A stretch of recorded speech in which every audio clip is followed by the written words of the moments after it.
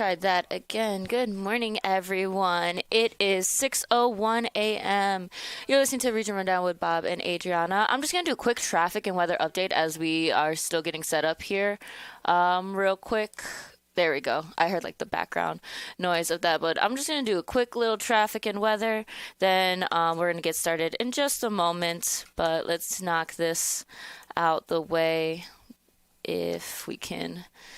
There we go. Sometimes like when the weather comes up on our computer, for some reason it goes into Celsius, and like the rest of the world, the United States has decided, nah, we like Fahrenheit. We don't want any of the rest of the world's kind of metric system. All right, so let's do this, and here we go. Now you can see me. Good morning, everybody. So that was loud. Wow. Let's take a look at traffic in the Northwest region. I'm seeing a little bit of traffic just right here on I-80, and that's just due to snow. That's literally all that it says. It says that the snow is causing a little bit of traffic, which it is. Please be careful out there, everybody. It is quite slippery out. I was slipping and sliding a little bit. We got to get those plows out with all the salts and everything. But other than that, there's not really any traffic, but we do got an accident on the right lane blocked on I-57 North at 119th Street, exit 354. That is backed up to Burr Oak Avenue. That was updated about 6 minutes ago, and expect delays up to around 5 minutes. And then we do got a bit of traffic right there on the connector on 94 West, I-57 South, and it seems it goes from East 115th Street all the way up to South Lafayette Avenue. And that's the connector right as you are headed into the city. So there seems to be a little bit of traffic there. We also have some heavy traffic there on the exit ramp on the Stevenson I-55 North before I-94 on the expressway, exit 292. Bit of traffic on that end. But other than that, the Eisenhower going east and west is looking good. Stevenson going north and south is looking good. Seeing up more into the city, 94 going east and west is looking pretty good as well. But right as you get more into the airports, up by let's see here, let me just make sure. Yep, up by that Rosemont area. If you are headed into those airports on Kennedy I-90 east at US 12, US 45, it says Mayhem Road, exit 2, backed up to Bessie Coleman Drive. There's an accident on the right shoulder, so if you are headed into the airports this morning, be sure to keep that in mind. But yeah, traffic is actually just looking pretty good, and I forgot to, in the Northwest region, 65 going north and south is looking good as well. Let's take a look at our weather for today. So we are seeing that currently right now at the Shack and Vans Hill Studios, it is 26 degrees. Today we are seeing highs of 37 and lows of 13. Mostly cloudy and breezy with a little snow up to an inch, and there can be some freezing drizzle as well. So the roads are going to be slippery for this morning commute, like we said, slipping and sliding just a little bit here and there. And then on Saturday, going into the weekend, we're seeing highs of 24 degrees and lows of 20, partly sunny and very cold. And then on Sunday, for the game for Super Bowl, which we will be talking about later in the show, highs of 28 degrees and lows of 23. Thick cloud cover, partly cloudy, but it does heat up, everybody. This cold that we have been having, it does heat up, and we are going to see some 40-degree temperatures later on in the week. But we are going to just be listening to some music. We're going to do some ads real quick because we do got a couple of new ones in there, and especially for Albert's for Valentine's Day, we have that ad in there. So, of course, Valentine's Day is next week. We'll talk about that just a little bit as well. But for right now, it is 6:05 a.m. You're listening to the Region Rundown with Bob and Adrianna on WJOB 1230 AM, 104.7 FM. You're also watching live on YouTube. So we're going to play some ads, some music, and then we're going to get ourselves set up, and we will be right back. Oh, let's do that. There we go. The smallest thing that changes everything. A smile. So easy. A smile lights it up. Apologizes. And welcomes unconditionally. Because the shortest distance between two people Have a great day. is a smile. Thank you. Strack and Van Til, where making life easier starts with a smile. Yep. It's like a stampede I'm like, there might be 40 people getting out of cars all at the same time because they don't want to stand out there in the cold. And right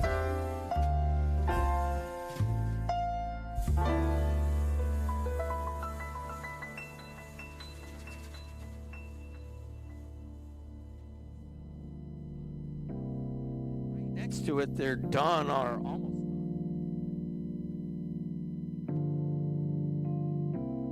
It's the simplest expression. The smallest thing that changes everything.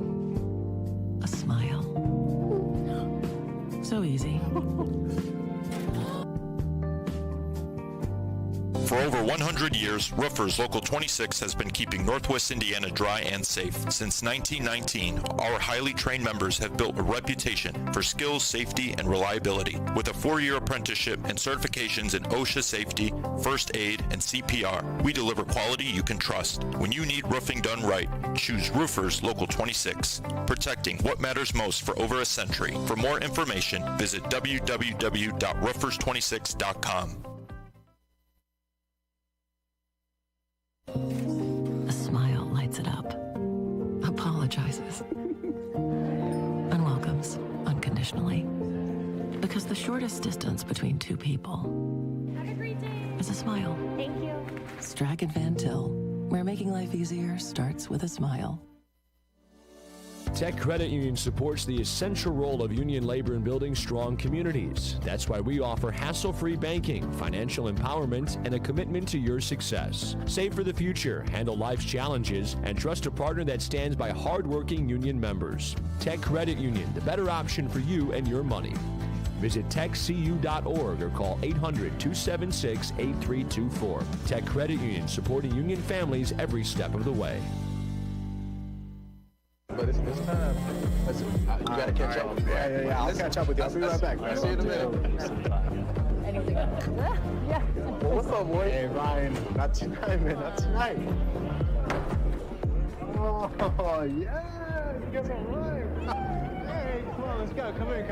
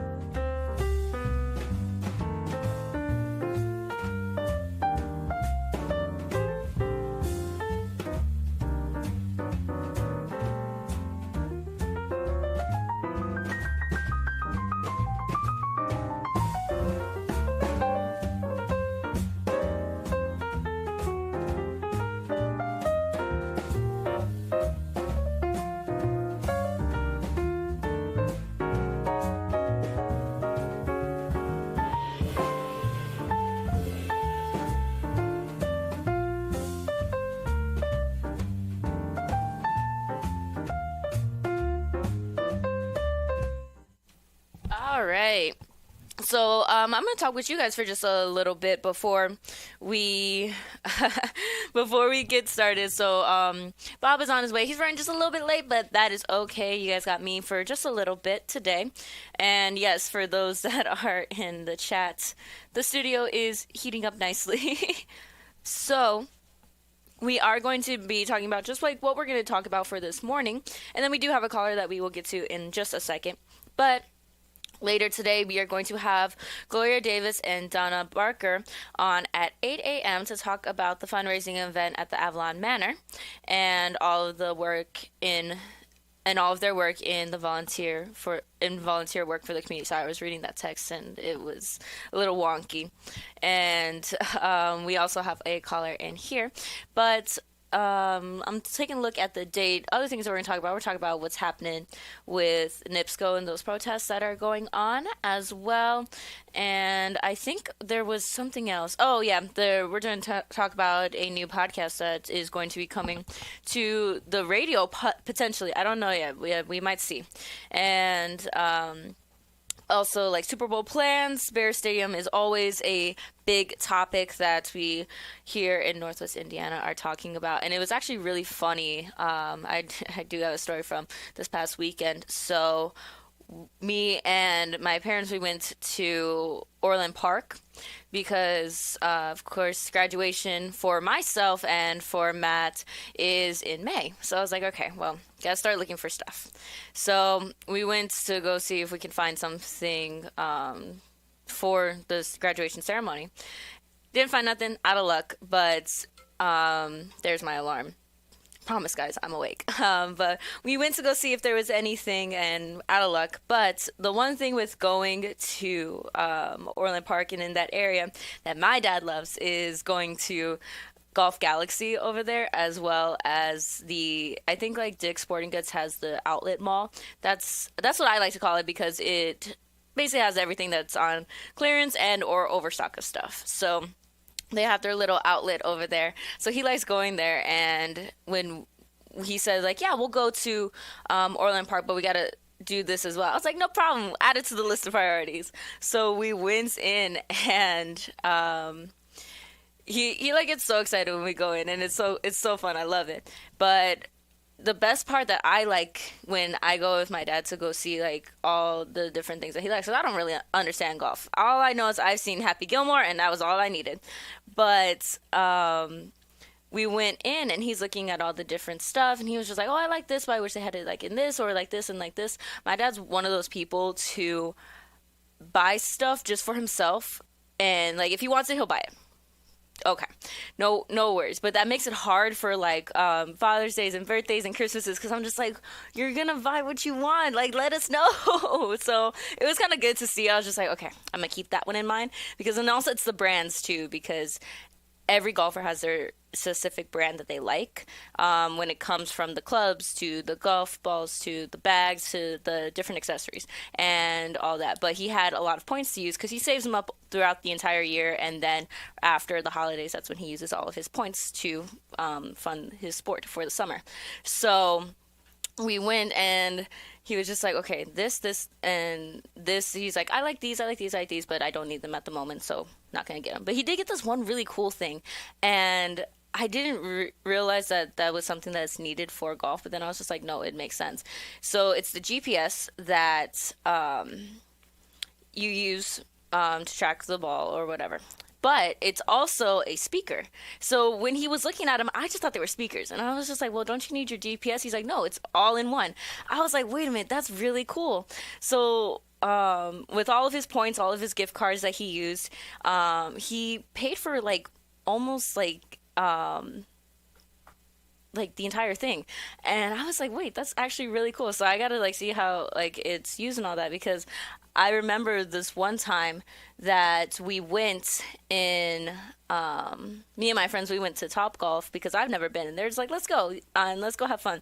And when my dad heard, he was just like, oh yeah, I'm going to need to see the way that you guys like swing. I need to see how you guys do. I was like, this is going to be so bad because I actually honestly forgot that we were going to Topgolf. So I'm over here in my little combat high heel boots, like doing golf, which was a terrible idea. Didn't fall though. So that was the main thing about that. But it was kind of funny because he was just like, yep, there's this technique wrong, this technique wrong, this technique wrong. It was quite funny. Hi, how you doing? The mics are on, so I am out of the pocket for 10 minutes, and you're talking Kohl's Cash already? No, I'm talking Golf Galaxy Cash. Oh yeah. Here, let's see here. I think this is that your mic? Nope, that's not your mic. Maybe.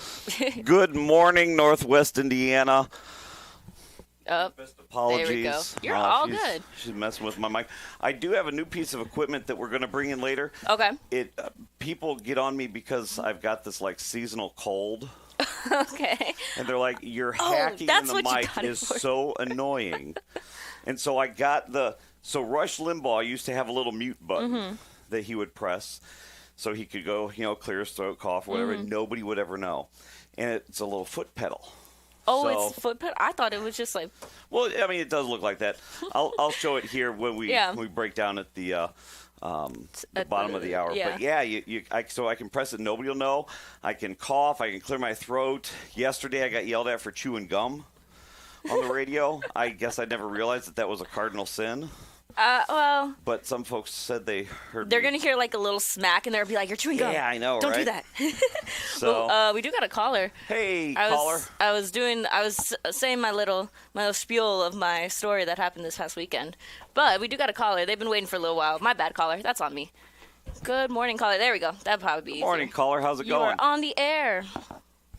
Good morning. I know why he's late, because yesterday when I got up in the morning and started heading out with my student, I went down 173rd to go over to Strex to get something real quick, and I got stuck by that new South Shore train that's going to be north and south. Was the train running late to get you to the station? It was. I now take the train. That's what I'm going to do. So all these years of Chuck complaining about the South Shore, I think that's what I'll do. I'll just take it from the Dyer station to the Hammond station and walk on down. But yesterday I got stuck by that, so I hurried up and got my phone and recorded the video. I saw the train coming, and I did it because, I seen the gate signals up, and I thought, well, they're working on it still. All of a sudden I see headlights on, and I'm like, man, I'm going to record this. And I put a 46-minute video on my page, and this morning I'm checking it. Hey, Adrian, my wife wants to let you know, tune in is still off the air. Okay, but anyhow, I got 1.7K views of just a 46-minute video, and then comments on it. But it was kind of neat seeing it go by. I guess they're testing or something, but it was interesting, I'm glad you're in the studio, Bob, because I want to start talking about two things, and then I'll let you guys go, and then maybe she can fix the tune-in and stuff. But, okay. What you got? I got a video that's on my page from Frank Mervan speaking up at the White House, talking about the NIPSCO problem, okay? And then all of a sudden, guess what? Our wonderful first Congressman, Frank Mervan, shifted the thing to say, due to the administration, the hydrogen plant and the aviation plant was put on hold due to the administration. So there goes our wonderful Democrats taking and putting a shift on the Republican side. But they won't, as soon as you start mentioning about them letting the insurrection in Minnesota go on and let all the people in the border come on, they start putting the blame on the other side to cover up what they did. But that video of him is the most stupidest video he did, because he's not helping us by putting the blame on the administration for it, that the hydrogen plant and that had nothing to do with it. Why isn't he out there at the protest? Why isn't he down there hounding Indiana? Get out of Washington, get over to Indiana, and start putting the pressure for them to get them people to do something about the thing. But the second thing, now I'll let you go in a minute because I want all the other people to talk and listen and everything about colleges and schools. On Channel 7 News this morning, a school in Illinois is going to have a protest for ICE. Now, okay, those students are going to walk out of that school and do a protest. Now, is that allowed for the school administration to let the students come out of that school and do a protest, or do they get an unexcused for leaving class, skipping class? Are they going to be rolled up for skipping out of class to do a protest? Well, and let's start with that one first before we go to the NIPSCO thing here. Thanks for calling in. We'll tackle both of those.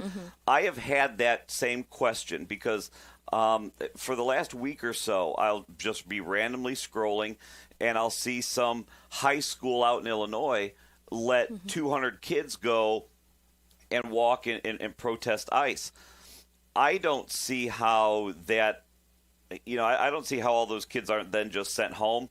I'm sure if there's a caller out there who works in some, or a listener out there that's, works in a school district that may know some of the particulars, I do not see how. I think that the students do get punished in some form. I mean, they would have to because, it's not. It's not like me going out there. I have a freedom of speech. You, my friend, are 16 years old. Go study math. Maybe go study history. So I don't know. I don't know if the schools are allowing these. We all know schools do all sorts of weird things sometimes, and especially if they're in certain districts, say certain states, they feel have like different rules. Yeah, but I just don't see how allowing high school kids. And I never really pay attention because I think it's, goofy. I'm sure I could hop on Facebook here and just scroll for a little and find one. But there was one that I saw where they said there was about 200 kids that walked out. 200 kids. What do you know about ICE? I mean, you can't vote. I don't understand it, but it looks like it was a hot topic because the call log just jumped up.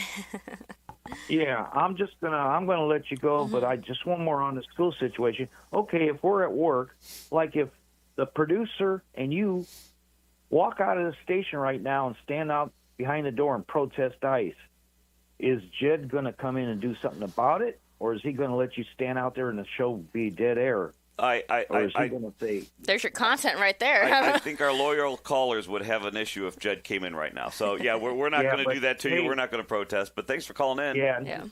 Next time, take an earlier train so you'll be on time. It's the South Shore, man. I don't know what to tell you. Hey, thanks for calling in. Thank you. With that school issue, so we're going to take the rest of the callers, but before we get kind of set up here, with the issue with the schools and the protests, so how I would think that it would go, at least for schools in Indiana, that they are considered, it also depends on if they show up to school and then leave. So how they have it at Bishop Knoll is that if you showed up at a certain time and then you just left, they said, hey, your kid's not in school. You marked absent or truant or whatever. They also, I didn't know that public schools did that too, that they call saying, hey, by the way, your kid's not in school. They took attendance, your kid's not in school. Yeah. And go from there. So they will call the parents saying that you are not in school. And that's all they could really do at that point.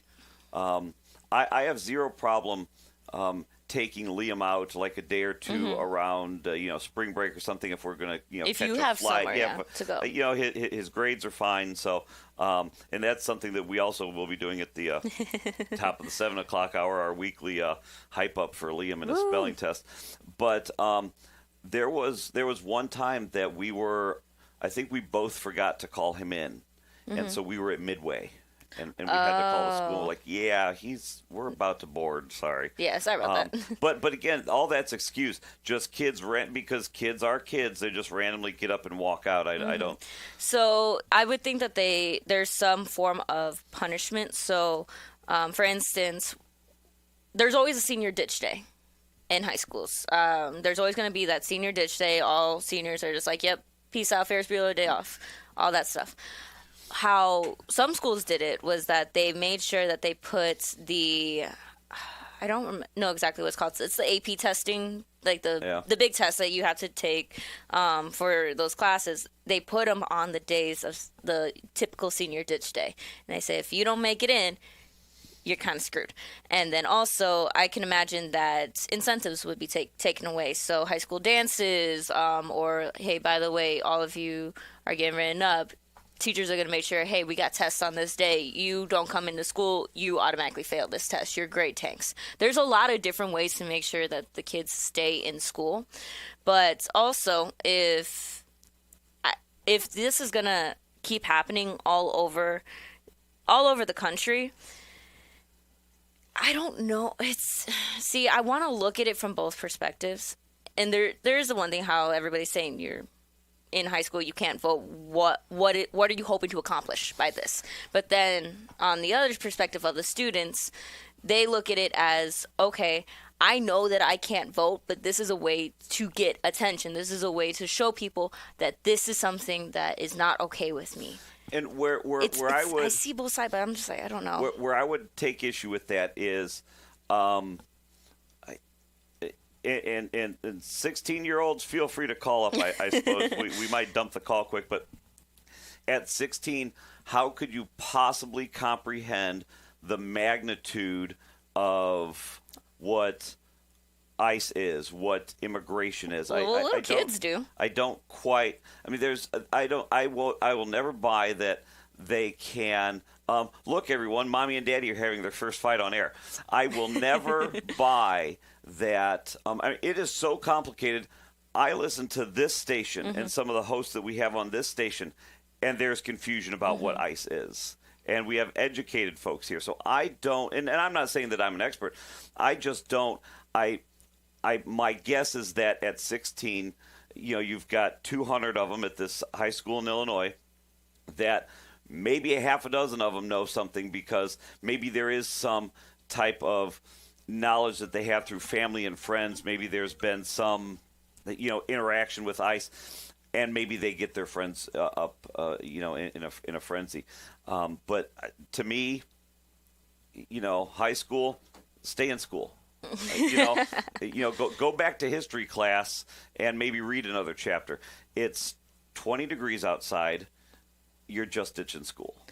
That's one thing I can agree. Some students are going to be there just to get out of class. Yes, there are some students that will, like I said, they're gonna think that, okay, I know that I can't do much at this point in time, and I know it's going to take a while for me to be able to speak up, which is vote. It's going to take a while. This is something that they feel that they can do. Now, other people might be like, just go to the protests that are on the weekends, but then you have the argument of, oh, you're just going to go on your day off and it's not going to really affect anything. So they're doing it as like in a place where it's considered their work.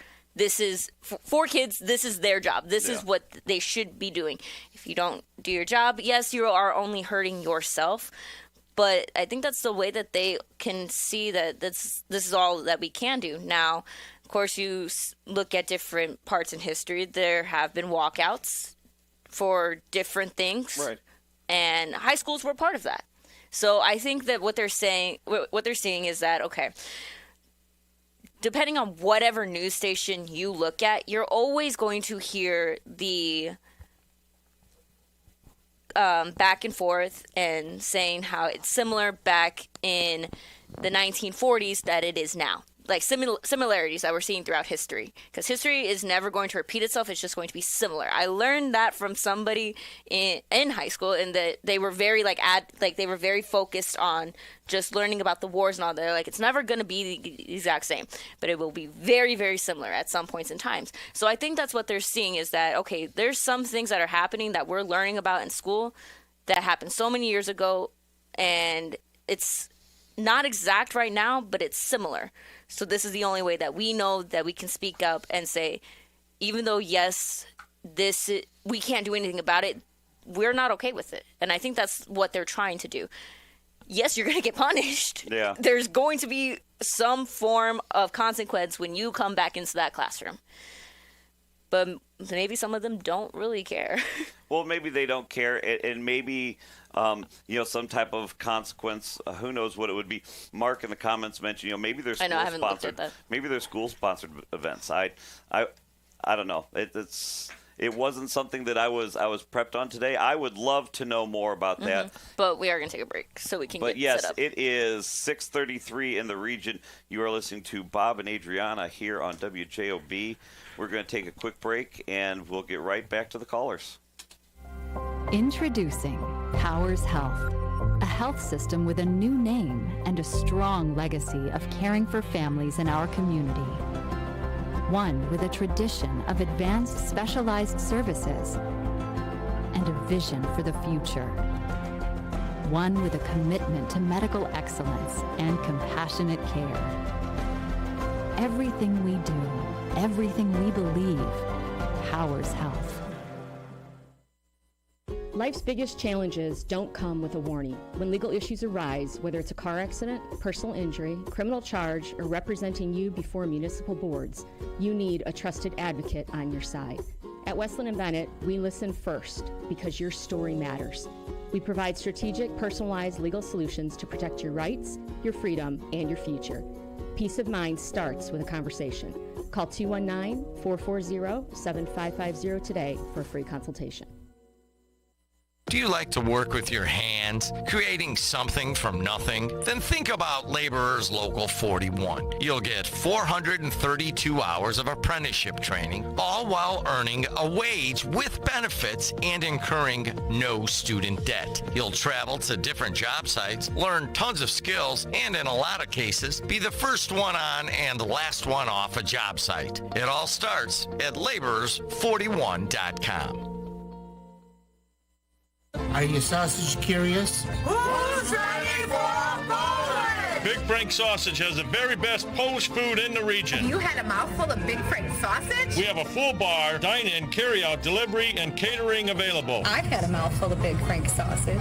I've got a mouthful of Big Frank sausage. 219-378-9556. Smacznego i na zdrowie. Who's ready for Polish?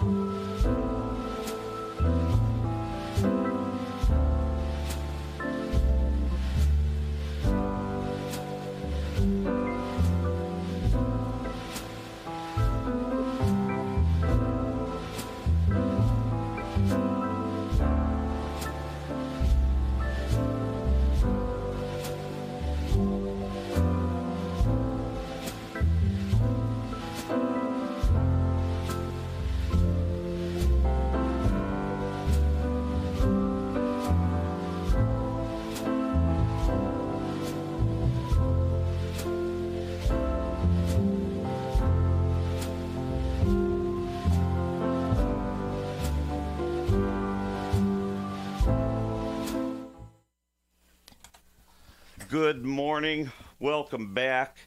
It is 6:37 here on WJOB, 1230 AM, 104.7 FM. Hold on.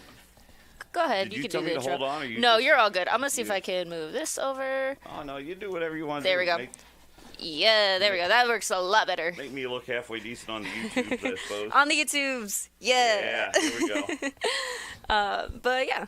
So, do you have traffic and weather real I quick? while do have traffic and weather. So let's take a look. Traffic in the northwest region is actually looking pretty good. Those slowdowns that we were talking about earlier, because it literally just came up, and instead of an accident, it was just like snow. I was like, yep, it is there. But it is going to be quite slippery outside today, folks. Be sure to be careful driving in. Traffic in the northwest region is looking pretty good. 65 going north and south is looking good. 80 going east and west. 90 going east and west is looking good. Chicago Skyways is looking good. We do got an accident on the Dan Ryan I-94 east at 79th Street. 60C that was reported and updated about 5 minutes ago. And then we also got a little bit of traffic on the connector on the Bishop Ford headed into the city, and it's just kind of a slowdown due to that snow.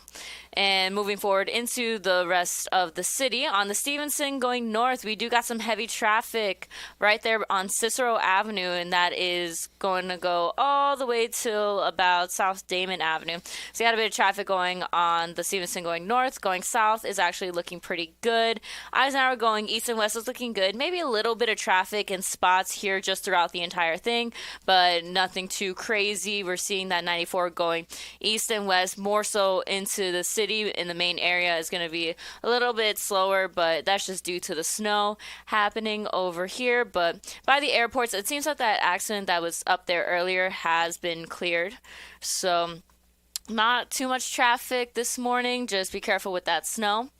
Speaking of snow, let's take a look at our weather. So currently right now at the Strachan Van Til Studios, it is 28 degrees. Today we are seeing mostly cloudy weather and breezy with a little bit of snow up to an inch, and there can be some freezing drizzle as well. Roads can be slippery for the morning commutes with a high of 37 degrees and a low of 13 degrees. Tonight we're going to see breezy and colder weather with some areas of clouds, and it says that it's kind of snowing right now, and that the snow will end in about 2 minutes where we are at. So 2 minutes. We'll see if that. We're setting a timer on it. I'll go run out. Okay. And Still snowing. in the 28 degrees, I see.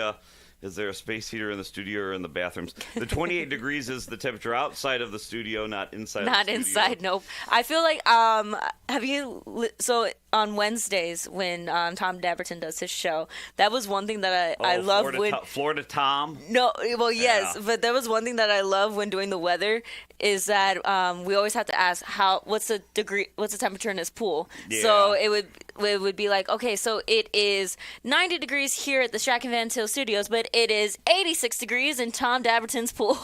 Yeah. Like, I love doing the weather when it came to that. Shout out to Dabberton for that one.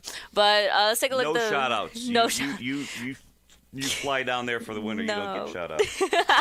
You escape the region cold. But taking a look for the weekend on Saturday, highs of 24 degrees, lows of 20, partly sunny and very cold, partly cloudy weather in the nighttime. Sunday for Super Bowl, which we will talk about later on in the program, highs of 28 degrees, lows of 23, a thick cloud cover over, partly cloudy, but we do get a nice little heat wave. Just a little bit of taste of Florida with some 40-degree temperatures moving into the week. So we're going to see people in shorts if they aren't already still in shorts. That is one thing that drives me insane, though. I will say, I don't know how people can wear shorts all year round. I see people walking around on campus. I see people outside in the streets, and I'm like, I know you're cold. Stop trying to say that you're not cold. I know that you're freezing. But that is all for our traffic and weather.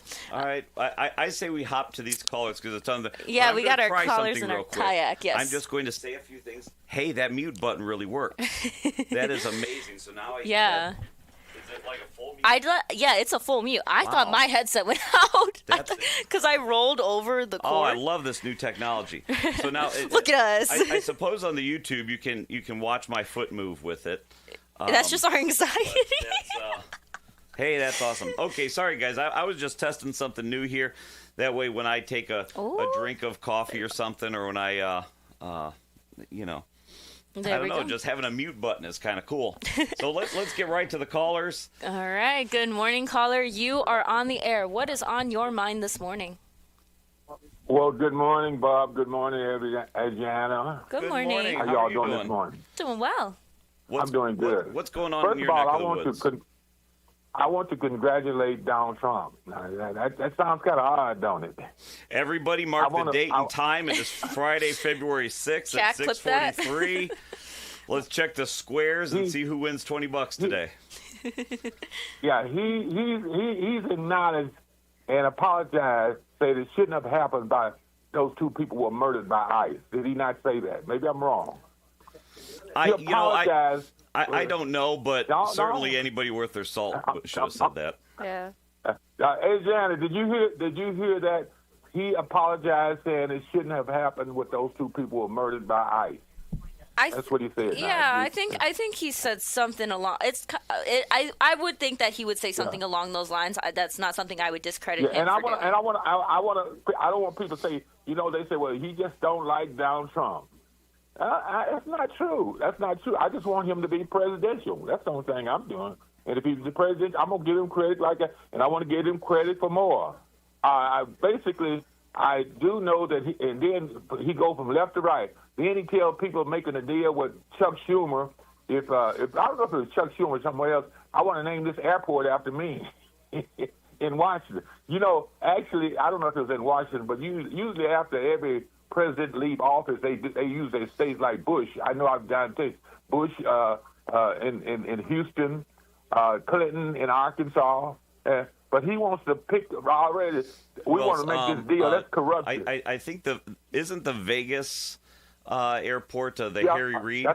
I think Vegas is Harry Reid. Harry Reid, and that's understandable. And if Trump, once he leaves office, then he's from Florida, if he wants to rename that airport down there, I forgot what the airport. I'm just simply saying it's always about making deals with his name on it. And that's okay. I can understand, But let's go a little bit further. I just think right now, the situation in America, and I'd like to see what the Pope is saying about the race relationship in America. It's bad, and I think right now we have a president ought to be working with the Democrats and Republicans is trying to make it better, bring people together, And it's just bad. Now I just think that right now we here having a situation where we talking about. By the way, let me mention this before I forget it. Today is the last day to put your name in. I hear people talking about Mervan. Yes, today at noon. It's not the end of today, at noon. Okay. And it has to be stamped by noon, not in line by noon. I want to make that. Yeah, get up there. I was there yesterday. Bob, I was there yesterday. And right now, as of yesterday, Frank Mervan did not have an opponent. But go ahead. In other words, you don't have to worry. You don't have to worry about Frank Mervan because right now they have. And you have to vote your parties in the primary. You can't vote. You can't vote against Frank Mervan. So there's a lady. She's a Porter County commissioner. She appears to be, I would say, the front runner in the Republican Party. So if you vote your party line in the primary, you will probably want to vote for her because she has a better chance. She has $1 million in her award chest already, and she's going to have more. What happened to Niemeyer? What happened to Niemeyer? What happened to Jennifer Ruth Green other than her getting in trouble? And a lot of those people say that we're going that way. So I'm just saying, Jennifer Ruth Green announced yesterday that she wasn't going to run. I saw her. She released a statement, and more or less her statement was, she said what everybody already knew was that, hey, look, without redistricting, this would be a very tough district for a Republican to win. And, there was some of the fluff of, we tried hard in 22, we made strides, and they have, each year the numbers get closer, but it's without redistricting, it's not their, that party's time. That ain't surprising because Jennifer Ruth Green, she didn't tell you that she had some problems and she was fired from Governor Braun put her in a position she was fired. She didn't tell you that, did she? Well, Okay? and that's what she didn't tell you that. I think the other side of that coin with her in particular might have been because so much of that they had an inspector general investigation that revealed a handful of things. I believe she had to pay a fine of about $10,000, which, if I'm not mistaken, let's put it this way. She was using campaigning with the money that she in private parties and gas and automobiles that she was purchasing, and she had no business doing. Okay. Yeah. Okay. So my guess is the letter was twofold. Was one, I'm not running now because of redistricting, but probably not the best time for herself to be out there. And so right now, I'm telling you right now, Frank Mervan will be faced with that lady right now. She is. And I've heard some of the people, big supporters, saying, and I'm going with her. I'm going, well, that's not surprising you're going with her. She's got $1 million, and probably she's going to get the money. And probably Niemeyer might not even run, because right now, as of yesterday, his name was 5 people. There was one lady, Commissioner Bob. You probably know that name of that lady. She's from LaPorte County. Barb, but she's Barb Rignitz, something to that effect. You got that. Ben Ruiz. So what I know I'm to do, rather than complain about Frank, if I didn't think I could do Frank was doing a good job, I'd put my name up there and run. I'm a Democrat. I can put my name, but I know that Frank has done a good job because he doesn't. I guess, and I don't like to cut another caller down because that's their opinion of Frank. If they want to shake his hand and they don't want to shake his hand, I don't think he rats ring about shaking somebody's hand. I think what he wants to do, he wants to continue to be. And right now, they didn't redistricting, so they phasing out Niemeyer. He's not going to run, and blah blah blah. He's not going to run. So I'm just simply saying that today, I repeat that, and then I'm going to go. Today, if you got somebody who wants to take on within the Democratic Party, Frank Mervan, why don't you have a meeting out there? Frank Mervan has nothing to do with all this stuff that he's been told by, I think, Tom was on the radio the other week, said it had nothing to do with this NIPSCO thing being so high. I agree with those people. They want to protest, but it's a little too late. Once this thing is done, it's over, okay? So we stuck with it. And again, Frank Mervan is not responsible for what happened to those Republicans said all that in Indianapolis. So with that, y'all have a great day. But I hope I had it straight. See how many people gonna get on and gonna cut me down talking about Well, that's why I like when you call in, because it guarantees me 3 extra callers that are gonna rip on you here. So thanks for calling in. You have a great weekend. It makes the show. They say that I'm not listening. I don't listen. I cut out my radio, but they hear everything that I say. Yeah, there Bob. you go. They That's hear right. everything I say. All right, have a good one. Thank you. All right, we're gonna take the next one. Next caller, you are on the air. Good morning. How you doing? Hey, good morning. Hey, let me be the first one to cut Matlock down. Hey, Matlock, Mervan didn't say a thing as Biden stumbled around with the auto pen and letting millions of illegals into our country. Frank Mervan didn't peep anything. End of subject. Don't come in here acting how great he is and he's done everything right. Hey, Bob, downstate, Noblesville and Carmel had walkouts over ICE. But you got to commend the Carmel kids. How is that allowable? Well, first of all, you got to applaud the Carmel kids. They walked past the parking lot, past the BMWs and Benz and Mercedes. Did they remote start their G-Wagons on the way out there? I mean, that was the whole thing was probably Bob, under they canopy are and had oppressed in heated Carmel. seats. Yeah. They are oppressed in Carmel. Yeah. And I know the other side of this, they only have 2 Trader Joe's out there. Can you imagine that? Maybe we should have a moment of silence. I know that's bad for dead air on the radio, but yeah, thoughts and prayers to the to the Carmel high schoolers. Sorry, caller. The Carmel protest, I believe, was led by the nephew of a Democratic official. The other side of that coin is, I believe, Plainfield High School is coming up with a policy that you are absent if you walk out or join one of these walkouts.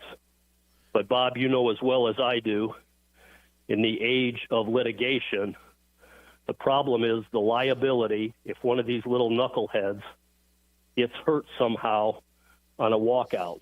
Yeah, when they should have been in school. Right. So if the school says, hey, yeah, you can have a walkout, where's that liability? Well, and where are the parents with this? Let's say in your household that, let's just say, let's put on the magical hypothetical thinking cap here for a second, and let's say in your household, yeah, you're protesters. Saturday, Sunday night, you're out there protesting. You support your kid. They're in on it too. Parents, why don't you go out and protest for your kids? Leave your kids in school. Let them be kids. The world is bad enough. Let them stay in school. And I don't know. That may be one of those topics that nobody will ever be able to convince me on that, kids walking out is a good idea. Let's have the walkout Saturday morning, so to speak. Yeah. Can we do that Saturday morning and see how many join? And at the same time, Bob, let's pull our Dyer Town funds and St. John and Cherville. Let's pull, since you guys don't like ICE and law enforcement defending you, let's pull all our school resource officers out. Let's save the $70,000 to $120,000 that we're paying for a school resource officer per. Yeah, just pull them out. I was going to say you guys don't need law enforcement. So I will drop Liam off at school on Tuesdays and Thursdays, and they've always got in Dyer. We've always got officers out there, and I think it's fantastic. We've got a great SRO program with Lake Central Schools, and I agree with where you're going with that to pull it, but I don't know, man. Kids are. It happened when I became a parent, and now I just have such little tolerance for folks using kids as, propaganda, as tools, as tokens, whatever it may be. I get so fed up with it that I don't think straight to even see a rational side where kids should be able to protest. Get your butt in the classroom. You're not 18. A point I tried to make the other day. If you have a bad ICE official, pull him out, okay? The same if you have a bad government official.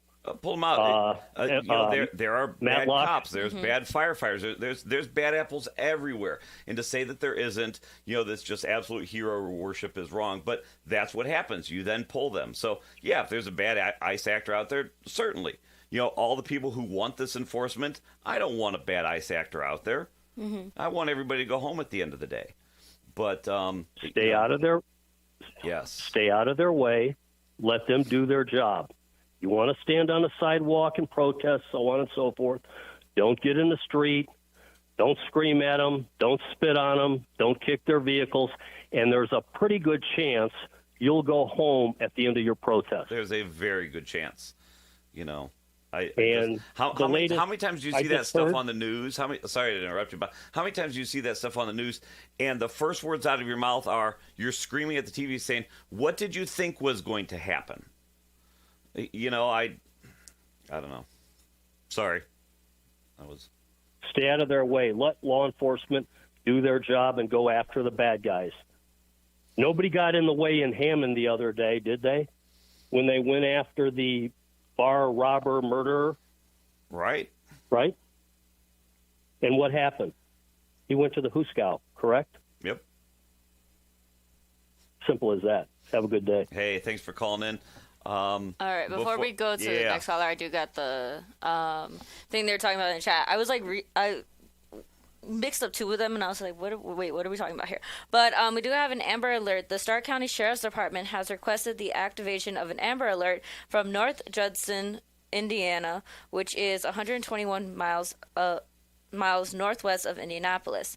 The victim, Saxon Clemens, is a 2-year-old white male, 2 feet 4 inches tall, 30 pounds, blonde hair with blue eyes, and last seen wearing a blue and gray sweatshirt and blue and gray sweatpants. Saxon was last seen on Thursday, February 5th at 3 p.m. in North Judson, Indiana, and is believed to be in extreme danger. The suspect, Dwayne Clemens, is a 44-year-old white male, 5 feet 9 inches tall, 180 pounds, brown hair with brown eyes, last seen driving a silver 2017 Chevrolet Trailblazer with Indiana license plate CRS 242. If you have any information on the incident, contact the Stark County Sheriff's Department at 574-772-3771 or dial 911. Now, when they put out the thing, of course, like on your driver's license, you always have to say like what color hair you have. Mm-hmm. So I was just like, okay, you could kind of see it. Yeah. Just a little bit, but still very important. But yes, if you guys have any information on that, please be sure to contact the correct authorities. Keep your eyes out on the expressways or the side roads. Yep. But let's take a break because it is about to be top of the hour. And then we will get to the rest of our phone calls on our little kayak here. We can do that. Callers, hang on just 4 or 5 minutes. We're going to come back, do a little bit of traffic and radio, and then we're going to talk to you here on WJOB. Oh, I thought you were going to give the show name. Oh, no. Yeah, you Go listen for it. to the Region Rundown with Bob and Adrianna on WJOB, 1230 AM, 104.7 FM in Hammond, Indiana.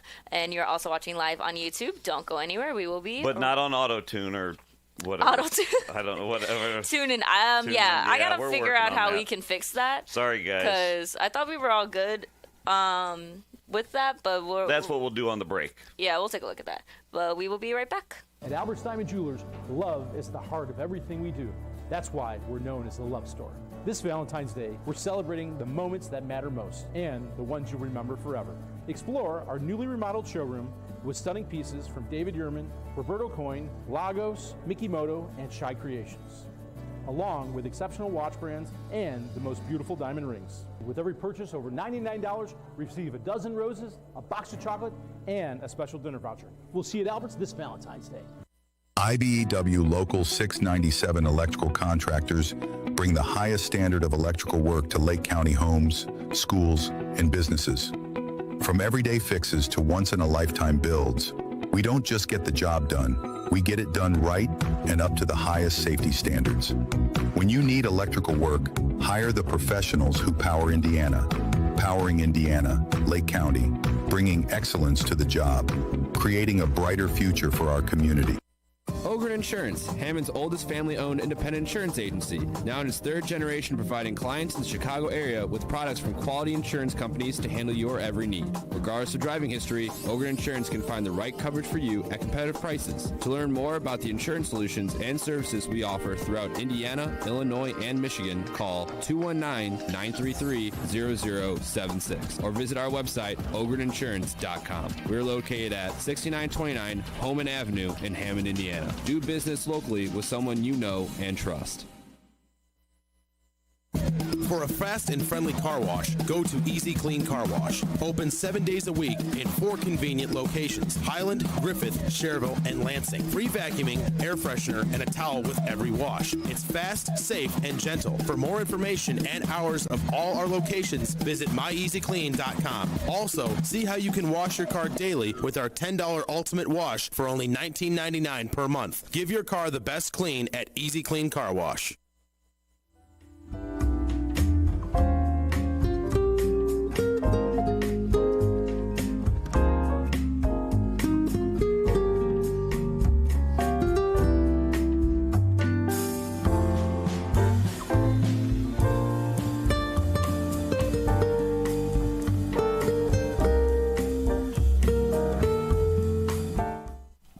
Welcome back, everyone, to Region Rundown. I am your host, Bob. We've got Adrianna doing double duty, hosting and producing today. Yep, Joe is on a little vacay, so Yeah. he'll be back, I think, in... Couple weeks, I think you Yeah, said. not this coming week, but I think next week he'll be back. So you are listening to Region Rundown on WJOB 1230 AM 104.7 FM. We'll be taking your calls here in just 1 minute, but do we have any... We just did traffic and weather, didn't we? We did that at the beginning. Oh, my gosh. I know, we always know. have to do traffic and weather, and it got worse. It got worse. It did get worse. It got worse. So let's take a look at traffic in the Northwest region. We're taking a look at 65 going north and south, and we do have an accident on the right shoulder on I-65 going north at 61st Avenue, exit 255. That was reported and updated about 3 minutes ago. There is a vehicle in a ditch. So it might be a little traffic on that area. 80 going east and west is looking good. 90 going east and west is looking good. Chicago Skyway is looking pretty good. We do got a little bit of traffic on the connector of the Dan Ryan and the Bishop Ford. So on the Bishop Ford, yep, over here, this is Bishop Ford, right there on East 103rd Street, South Stony Avenue. Sorry, I always get like Apple News today, and that was how I found out that the mom from Home Alone had passed. Oh, yeah. And I was like, man, I'm not looking at my phone during work. I'm getting bad news.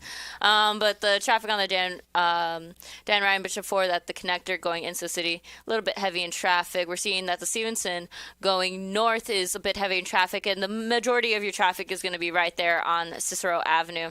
Going south on the Stevenson is not looking too bad. We do got an accident on the right shoulder on the Eisenhower I-290 East at 5th Avenue.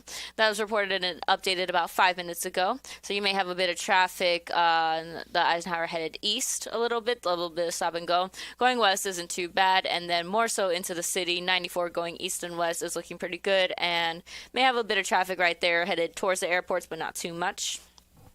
Weather, looking at the weather here at the Shaggy Vance Hill Studios, still it is 28 degrees. We are seeing some snow up to an inch, and there's freezing drizzle as well. The roads can be slippery for the morning commute. High of 37, lows of 13. And as we move forward into the rest of the weekend, 24 as a high, 20 as a low for Saturday. Partly sunny, very cold weather. Sunday, Super Bowl Sunday, looking at highs of 28 degrees and lows of 23. A thick cloud cover. And where are they playing the Super Bowl at? You know, as soon as the Steelers were out, I didn't pay too much attention. Oh, yeah. I was going to say, YouTube chats, where is the Super Bowl being held? Probably somewhere very much warmer, hopefully. There was a question in the chat about 30 and 41. According to 511in.org, which is INDOT's TrafficWise, that is a great website to hop on. Not only can you see your typical, traffic patterns on there, but you can access the cameras on the snow plows. Looks like there's a snow plow between 41 and 65 on 30 right now.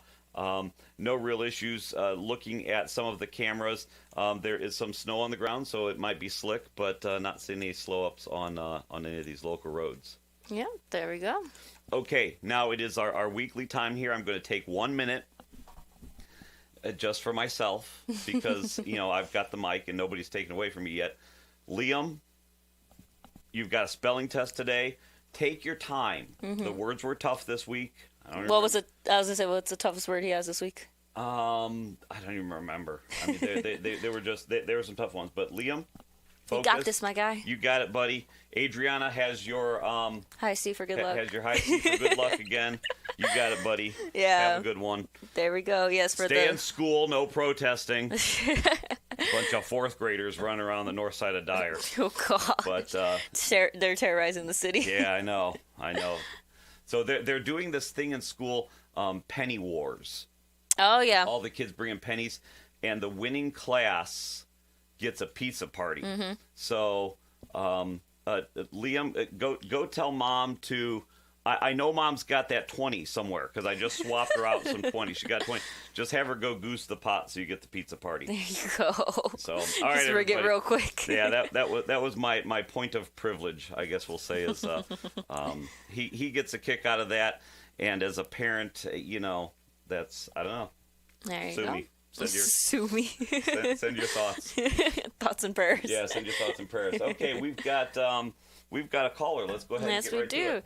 Good morning, caller. You are on the air. How you doing this morning? What's on your mind?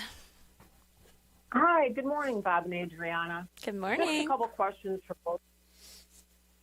Bob, you are kind of like saying the teenagers have no business protesting, they don't get it. How do you feel about people with their toddlers on Ridge Road with respect life signs? Do you think toddlers understand the meaning of that?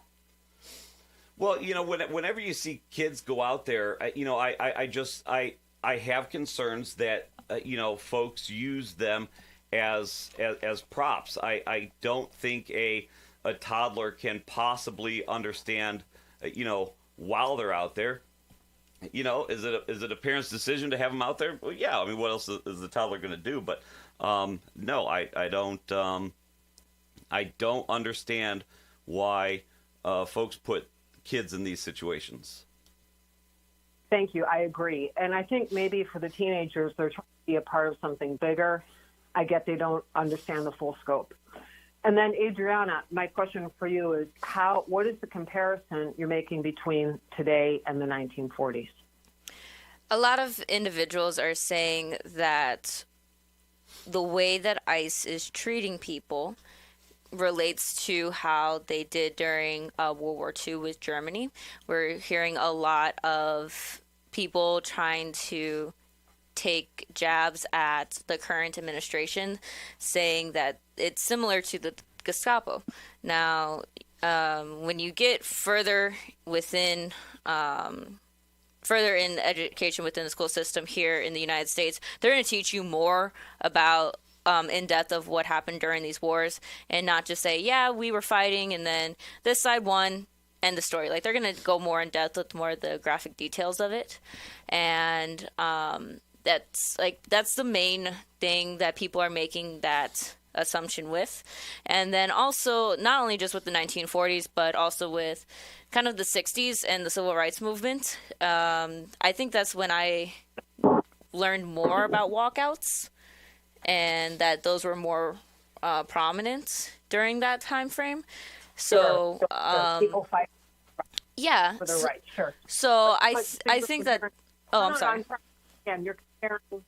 Oh, wait, I hold thought on. maybe you were talking camps or. Wait, say that one more time. You cut out a lot on that one. Are you farther away from your phone? Oh. No, I'm right here. Okay. I apologize. I thought maybe you were talking about internment camps.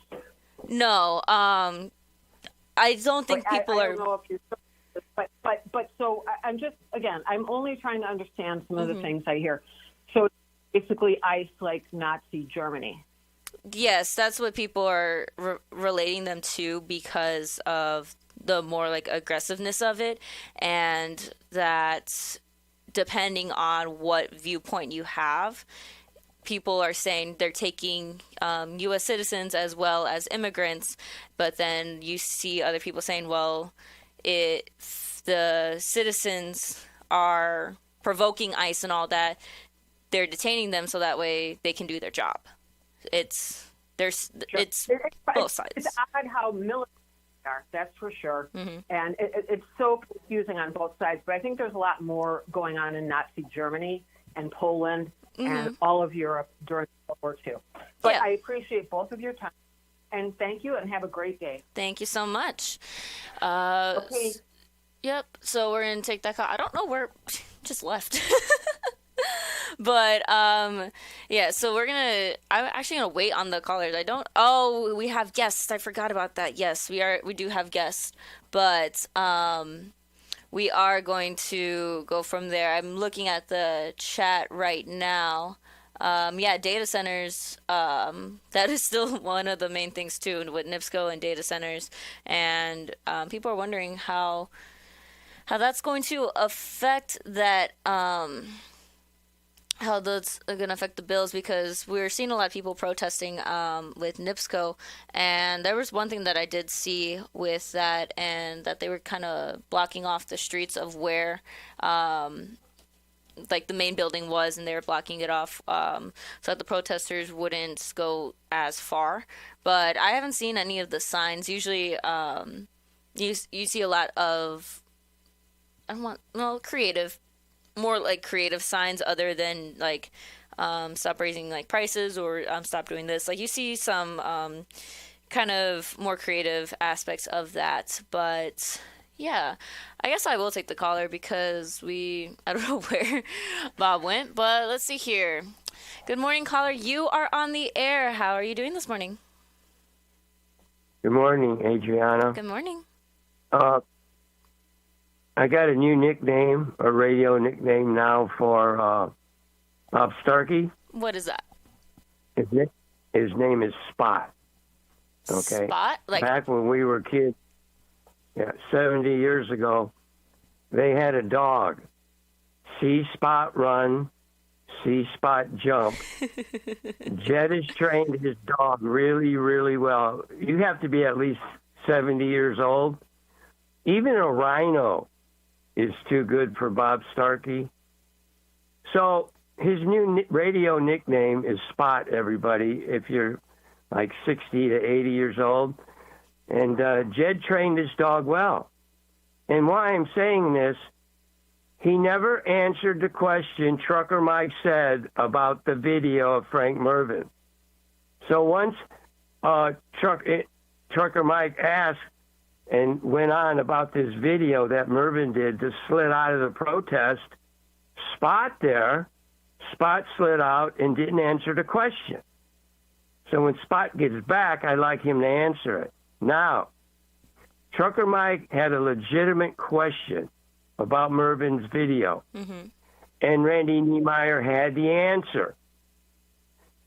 You know, all of a sudden, Congressman Mervan, he didn't go to that first protest, but he pops up Wednesday, 4 days later, and starts talking about it's Trump's fault.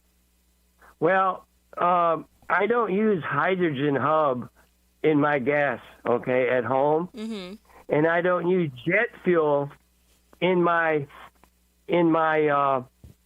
gas furnace. I don't know where Mervyn was going from, back, Spot. But how could you possibly talk about jet fuel?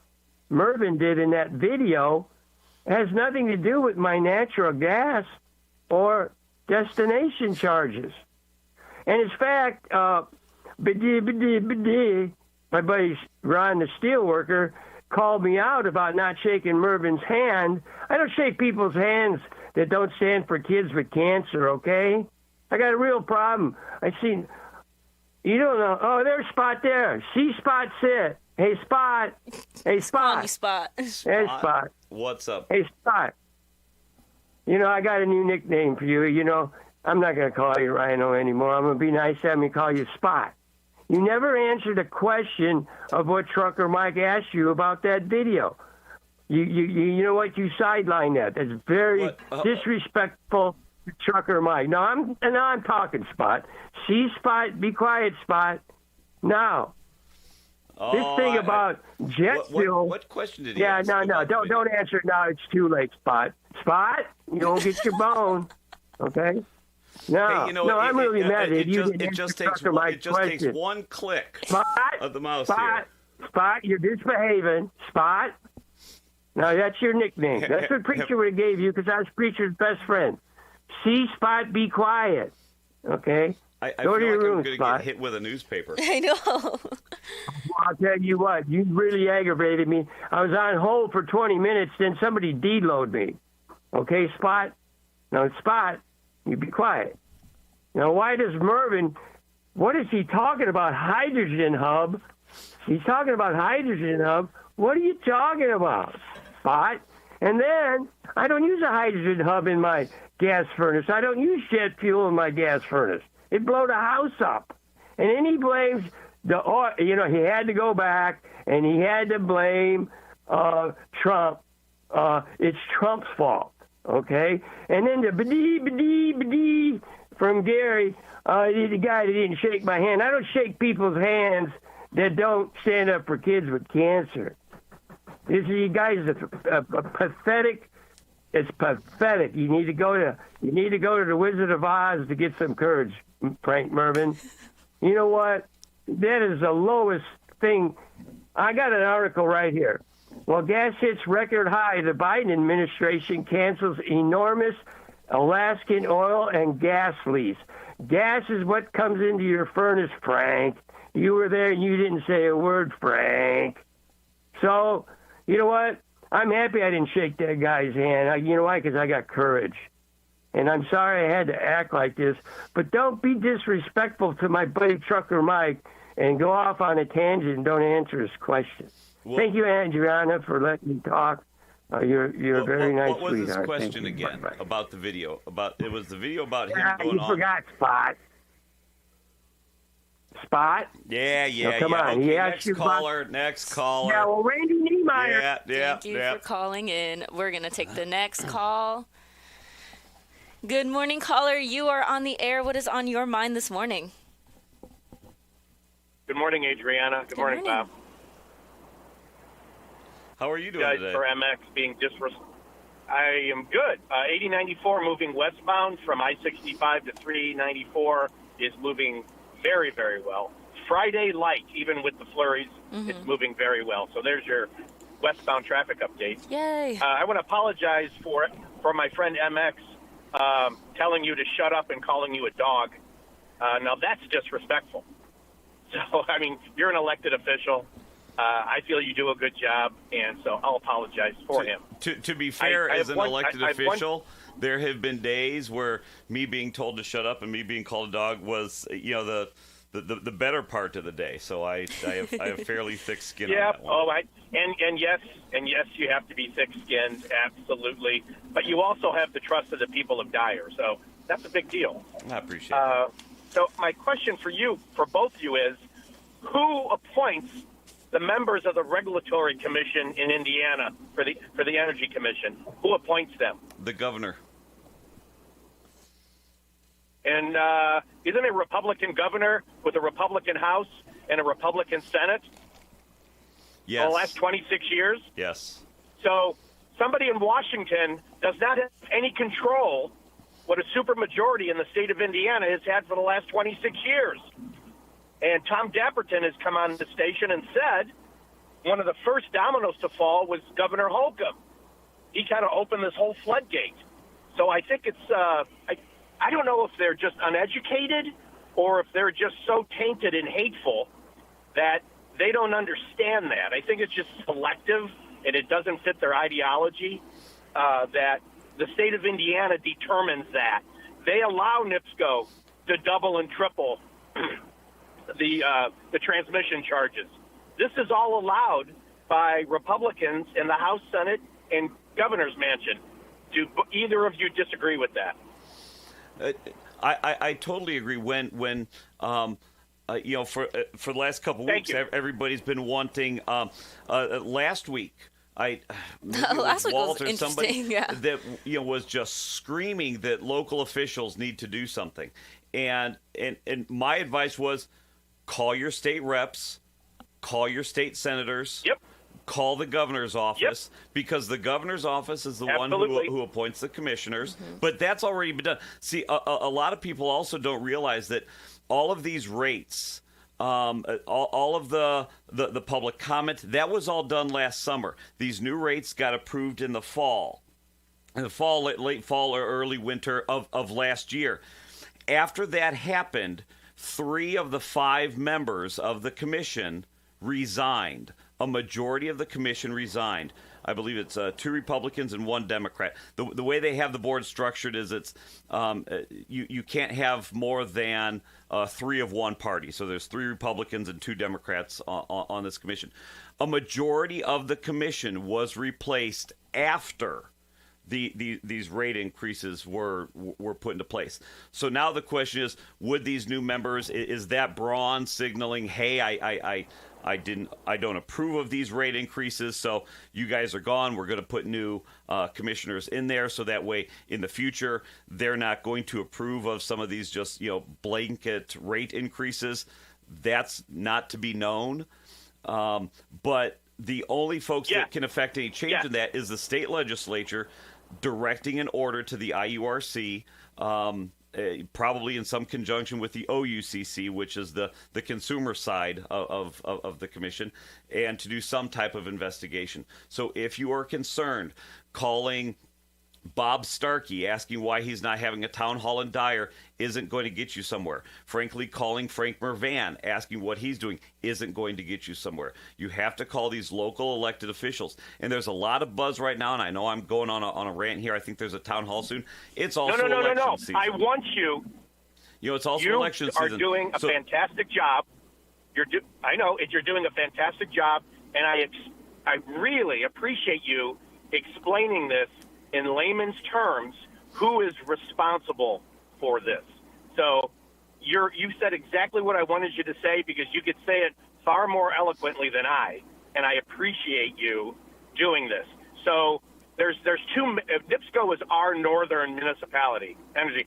You know, Duke Energy is another big one. There's actually four. I believe there's four big ones, 5 total energy companies in the state of Indiana that are all of them got sweetheart deals from the state. So you explained it exactly how I wanted you to. It was perfect, and thank you, and that's all I had to say. Have a great, safe weekend. It's going to be super cold.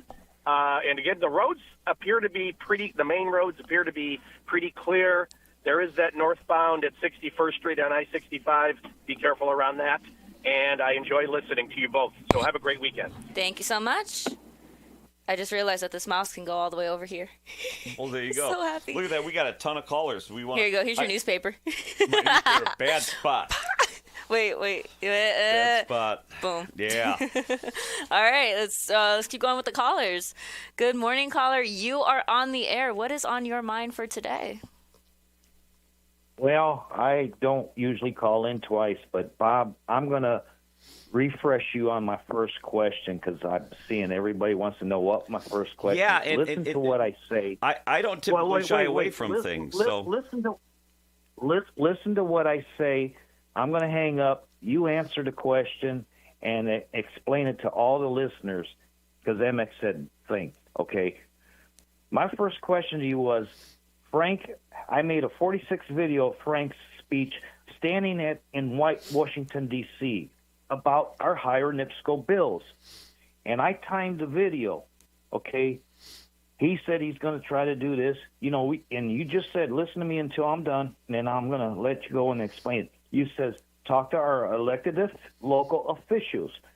Frank Mervan is our a local elected official, first congressman, okay? Now, in his 46-minute speech that I posted on my page, the whole time was about how the current administration halted the hydrogen plant construction and the jet fuel, aviation fuel. That does not have nothing to do about our NIPSCO problem in Northwest Indiana. He said the current administration halted the hydrogen plant construction and the aviation fuel in East Chicago. Okay, that had nothing to do with NIPSCO. He wanted to make sure he puts the blame on the Republicans, okay, or puts the blame on. He wants to make himself look good. He does not want. He won't go down to Indianapolis. He won't stay here in Northwest Indiana. He won't show up. He won't talk about our problem with NIPSCO in Northwest Indiana. He needs to get back to Indiana. Our elected first congressman, Frank Mervan, get back here in Northwest Indiana and take care of the NIPSCO problem instead of voting down everything. Now, that lady that got shot in Illinois, and she was at Congress last week, she's going to be at the State of the Union because she got shot by ICE. Now, when all of them clap, you know, they didn't clap or they didn't stand up and applaud that little kid that had all that cancer, but let's see how, when Frank's sitting in that State of the Union, is he going to clap or applaud that, or is he going to sit back and not clap for that one? So I'm going to end the call, and I'd like to answer the question about that hydrogen and aviation fuel. What does it have to do with NIPSCO? Okay? I got you now. I remember that. And so this, let me see. we could even go back and say, hey, you know, the reason why these prices are garbage is because the first thing that Biden did when he went into office was killed the pipeline deal to Canada. He killed the supply. And, you know, again, what I said with the last caller, it's campaign season out there. So, of course, he's going to do what I call, if you're watching on the YouTube, I call this the Washington, D.C. salute. And it's just pointing at the other guy. It has nothing to do with, you know, again, jet fuel, hydrogen hubs.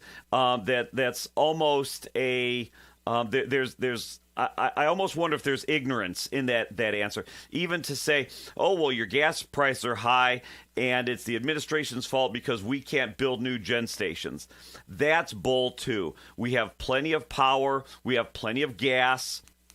It has nothing to do with that.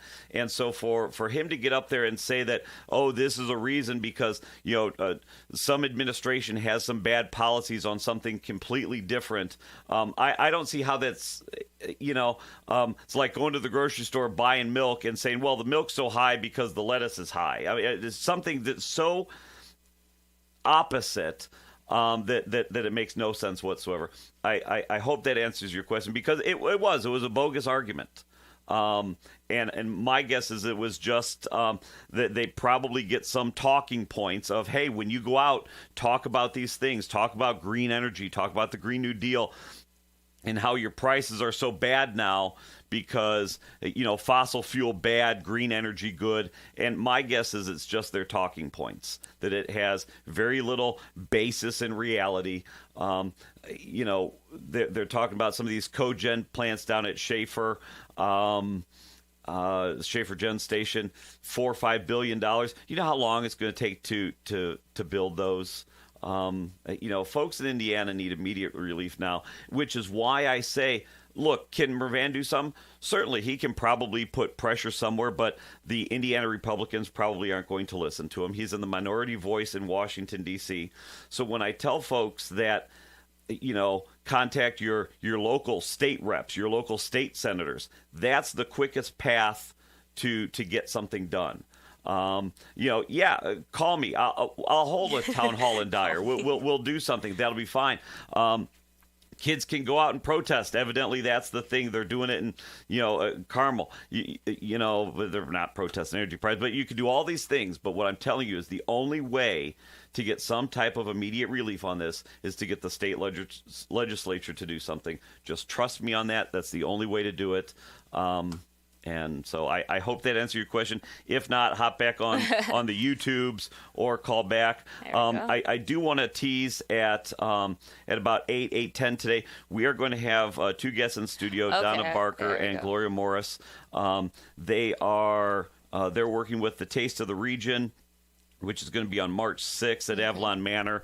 And it's a big celebration supporting Northwest Indiana charities. They've been on this station several times. I think they come on with Tom a lot. But, you know, when you abscond to Florida, we get the guests. I don't know what to tell you. So that'll be coming up at a little after 8, because, you know, it always takes us a while to do traffic and weather. Speaking of traffic and weather, we're going to do it in just a little bit. Right after we take this break, it is 7:30 a.m. Oh, she shut me down. All right. You're listening to the Region Rundown with Bob and Adrianna on WJOB, 1230 a.m., 104.7 FM in Hammond, Indiana. Don't go anywhere. We're going to listen to some ads, take a break, and then we will be right back. From the gas in your car to the heat in your home and the roads that you drive on, our work powers daily life. We are USW Local 71, the proud men and women of the Whiting Refinery. We're not just refinery workers. We're your friends and neighbors, raising our families here, shopping in the same stores, and cheering in the same stands.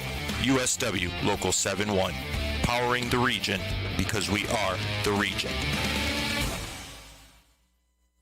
When life takes you places and you can't get to the store, shop online with Strack and Van Til To Go.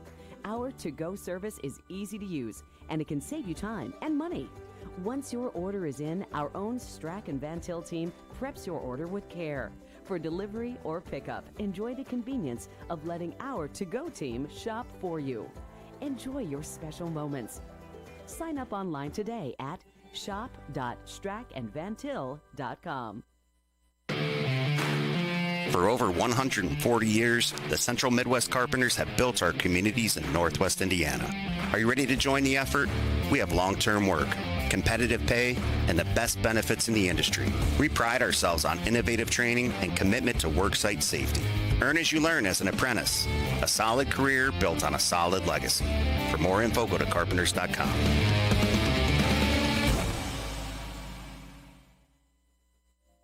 Are you searching for a college where you belong? Calumet College of St. Joseph wants to know you and give you the support you need to succeed. Are you worried about how you'll pay for your degree? 95% of our students receive financial aid, including scholarships and grants. Need some extra help with your classes? You'll benefit from our small class sizes, free tutoring, internship planning, faculty mentors, and so much more. Come experience our accepting, supportive college family for yourself. Schedule your campus visit and apply at ccsj.edu.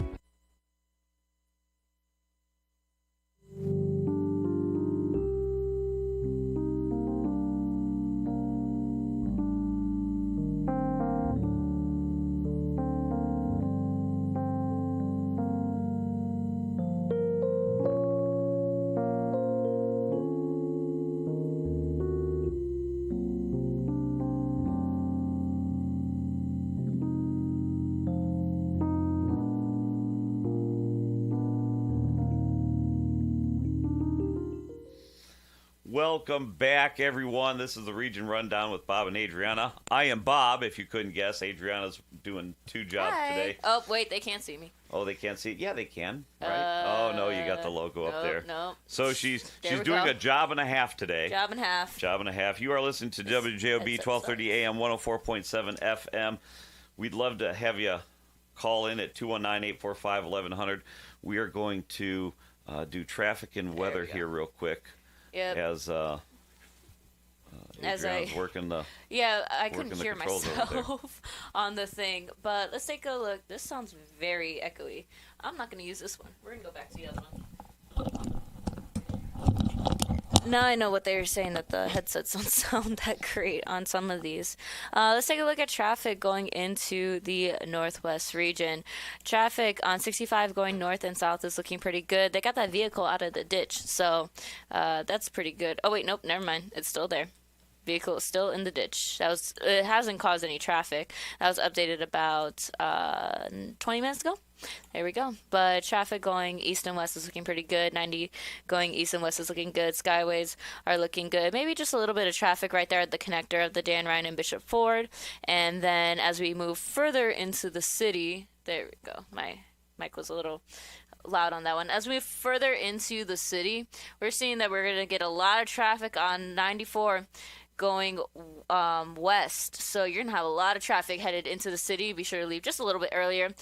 Stevenson going north is heavy in traffic all the way from, let's see here, South Central, just before South Central Avenue, all the way up until about South Damon Avenue. You're going to have a lot of heavy traffic in that area, so be sure to keep that in mind. The Eisenhower going east and west is looking very heavy in traffic all the way through and through, so be sure to keep that in mind as well. And then as we move further into Chicago, right by the airports, you'll see a lot of stop-and-go traffic that is expected due to the snow that is happening.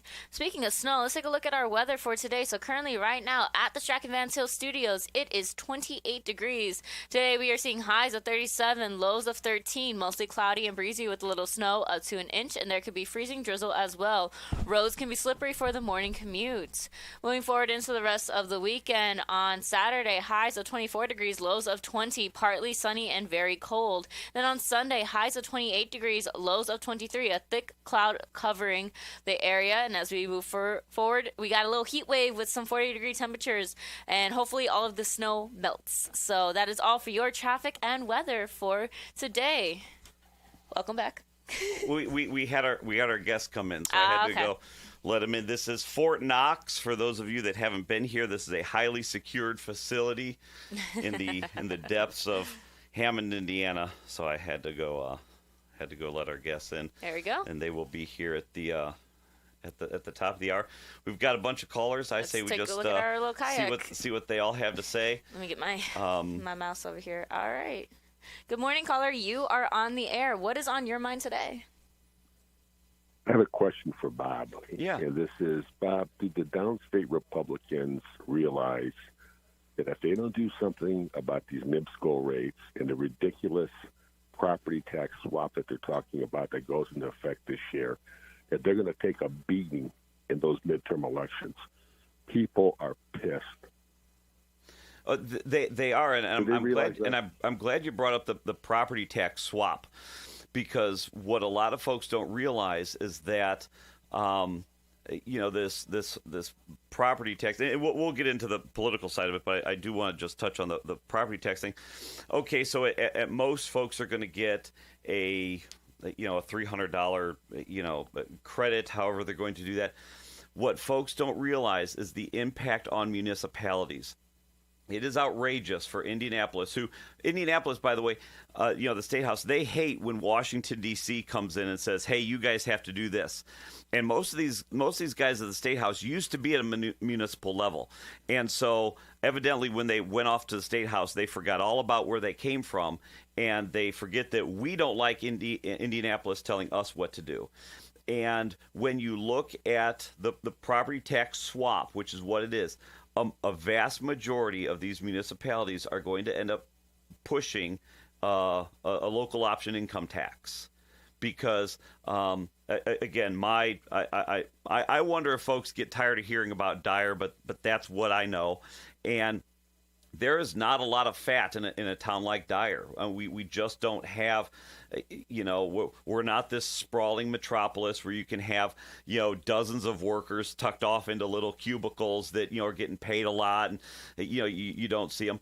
Our guys, a lot of times, we staff our police in a way where we always have a mandatory minimum. But we also have to account for folks taking vacation and folks doing training. So it's not like there's, we've got 30 officers in Dyer. So it's not like we've got 50 or 60. Well, that all comes out of the general fund. And where does the general fund get funded by? Property taxes. So you cut that, the money's going to have to come from somewhere, because we don't have a lot of fat. And so for Indianapolis to come in and say, hey, we're saving you money here, they're hosing every local municipality. They just are, and I'm happy to sit down with anybody with the Dyer budget, and we can sit down over coffee and try to find some fat to cut there. I'm happy to do that, because I've been doing that for a couple of years. That's as political as I'll ever get for my thing here. But to go back, yes, all of those Republicans down in Indianapolis have a huge responsibility on their shoulders right now, and that is to justify what are they doing about the property tax swap, what are they going to do about energy prices. And you see some of these some of these House bills that they're passing have nothing to do with anything that folks are concerned about right now. I almost wonder if they are just so unconcerned about the elections that they just feel it's a foregone conclusion that, hey, we've got a supermajority, we're looking at this holistically, even if we lose a few, we've still got a majority. I hope they're not looking at it like that, but I'm just not seeing a lot of local concern coming out of the State House. And I don't know if that... Well, you're going to lose more than just a few. I don't know if that answered any of your questions. You're going to lose the governor's office. I'm sorry? I tell you. I'm a registered Republican, and I'm disappointed with both of these recent events. It's terrible. It really is. And I think that the midterms, the Republicans have thrown in the towel already, and I don't understand that. My last comment is Randy Niemeyer could have beat Frank Mervan in the last election, and the reason he didn't is because the Republican Party did not put enough resources behind Randy to get him elected. The Republicans, you got to have a headquarters where people could come in, make phone calls, hand out posters, yard signs. They didn't do that. And, Frank had his signs up in August. Randy didn't have his up till the end of September. You got to have an organization. If you want to beat Frank, if you're serious about beating Frank, you better have an organization behind your candidate to get him in there. Thanks a lot, Bob. Hey, you have a good one. Thanks for calling in. I appreciate it. Thank you. Next caller. Yep. All the callers in our little kayak here. Yeah. Good morning, caller. You're on the air. Yes, good morning. Can you hear me? I can hear you. How are you doing? One apology deserves another one. But who hosed Hammond was the 9 rubber stamp consul. They stamp everything. And if you want to send a man to the moon, they'll stamp it. So that ain't Brown's fault. Brown's fault about the 1.2 tax. It's the rubber stamp consul I got. But Adrianna, you're going to learn a lot from a guy like me. Here's what happens. One apology deserves another one. My buddy Dave from Gary didn't have all the facts. Indiana House Bill HE 1 1470. We're going to pay for advanced technology. And that advanced technology is the new Green Deal that Mervyn supported, that Randy Niemeyer talked about in his video. Sorry to say that. I'm going to apologize for my friend again.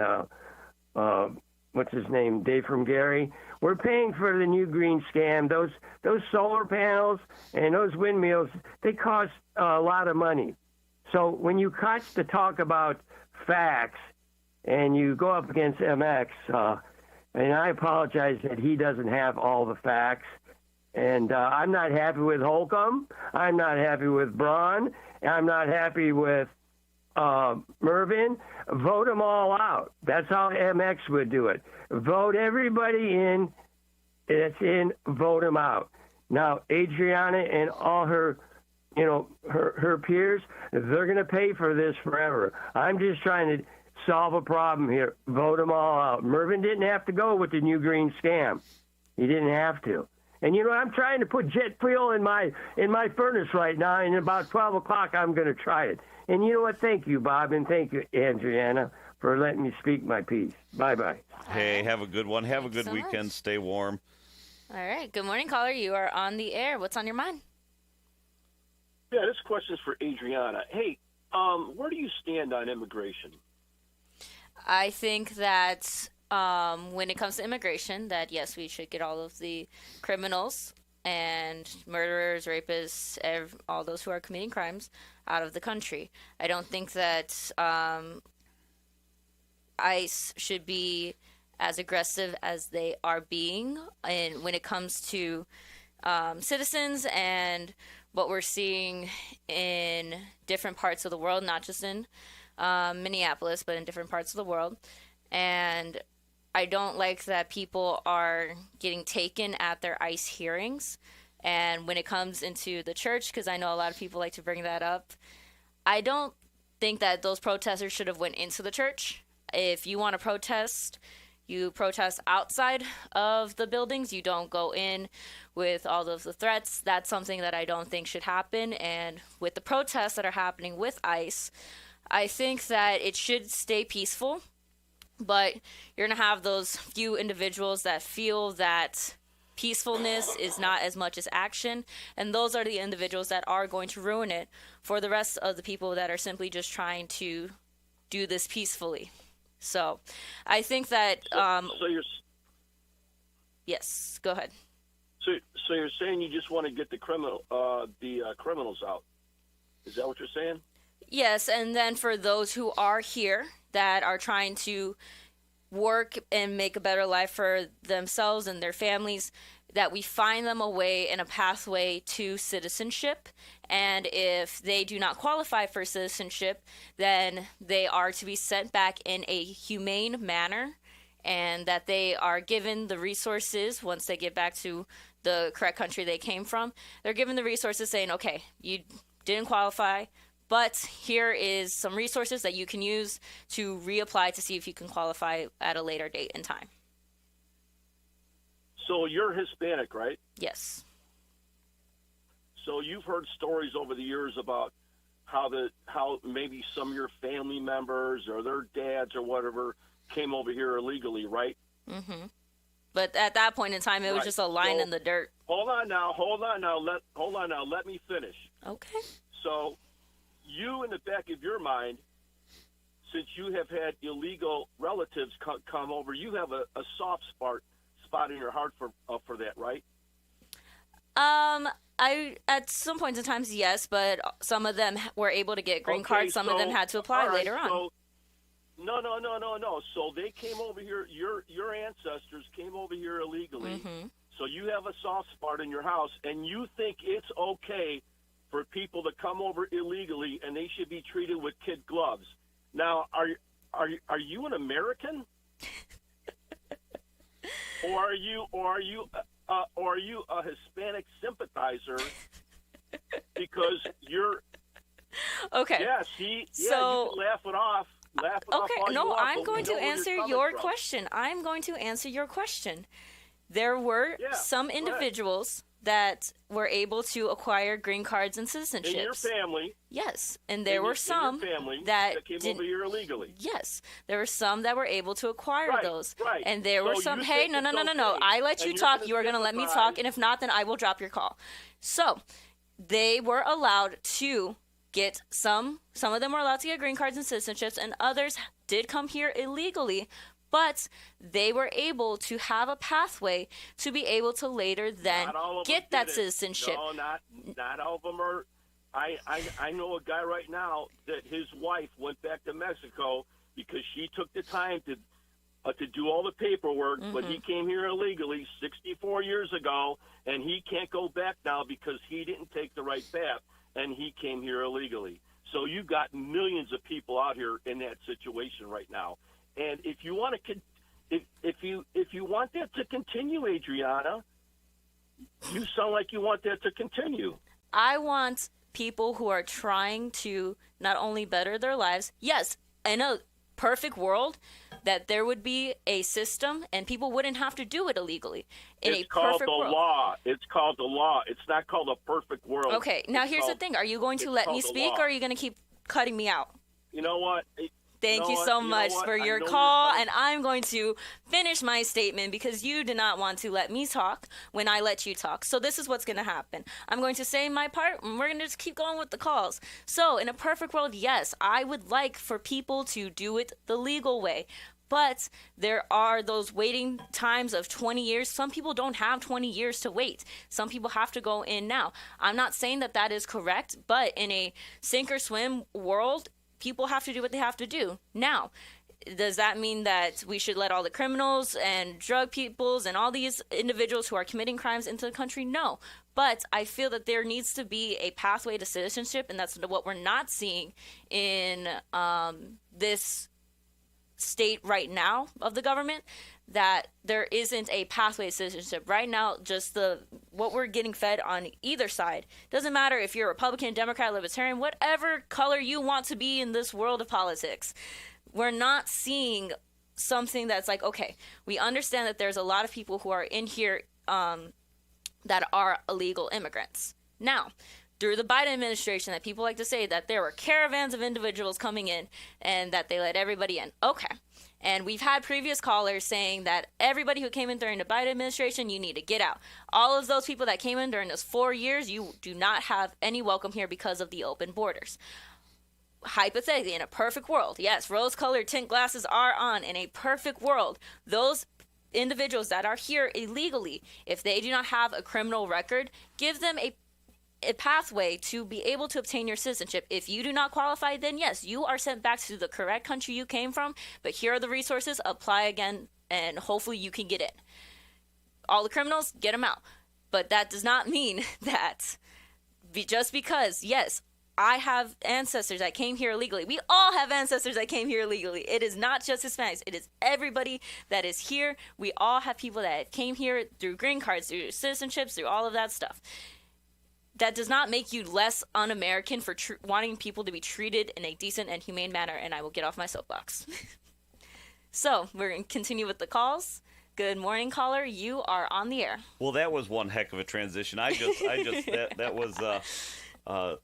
was your wheelhouse. There we go. You know, I think you clicked the call button. So caller, hang on one second here. I just want to. I'm here, Spot. Hey. All right. Woof. Or Mr. Spot. I have respect for you, Mr. Spot. I see. Now we can have a dialogue because there's a mutual respect. You know. We got Mr. Spot and Miss Spot. Okay.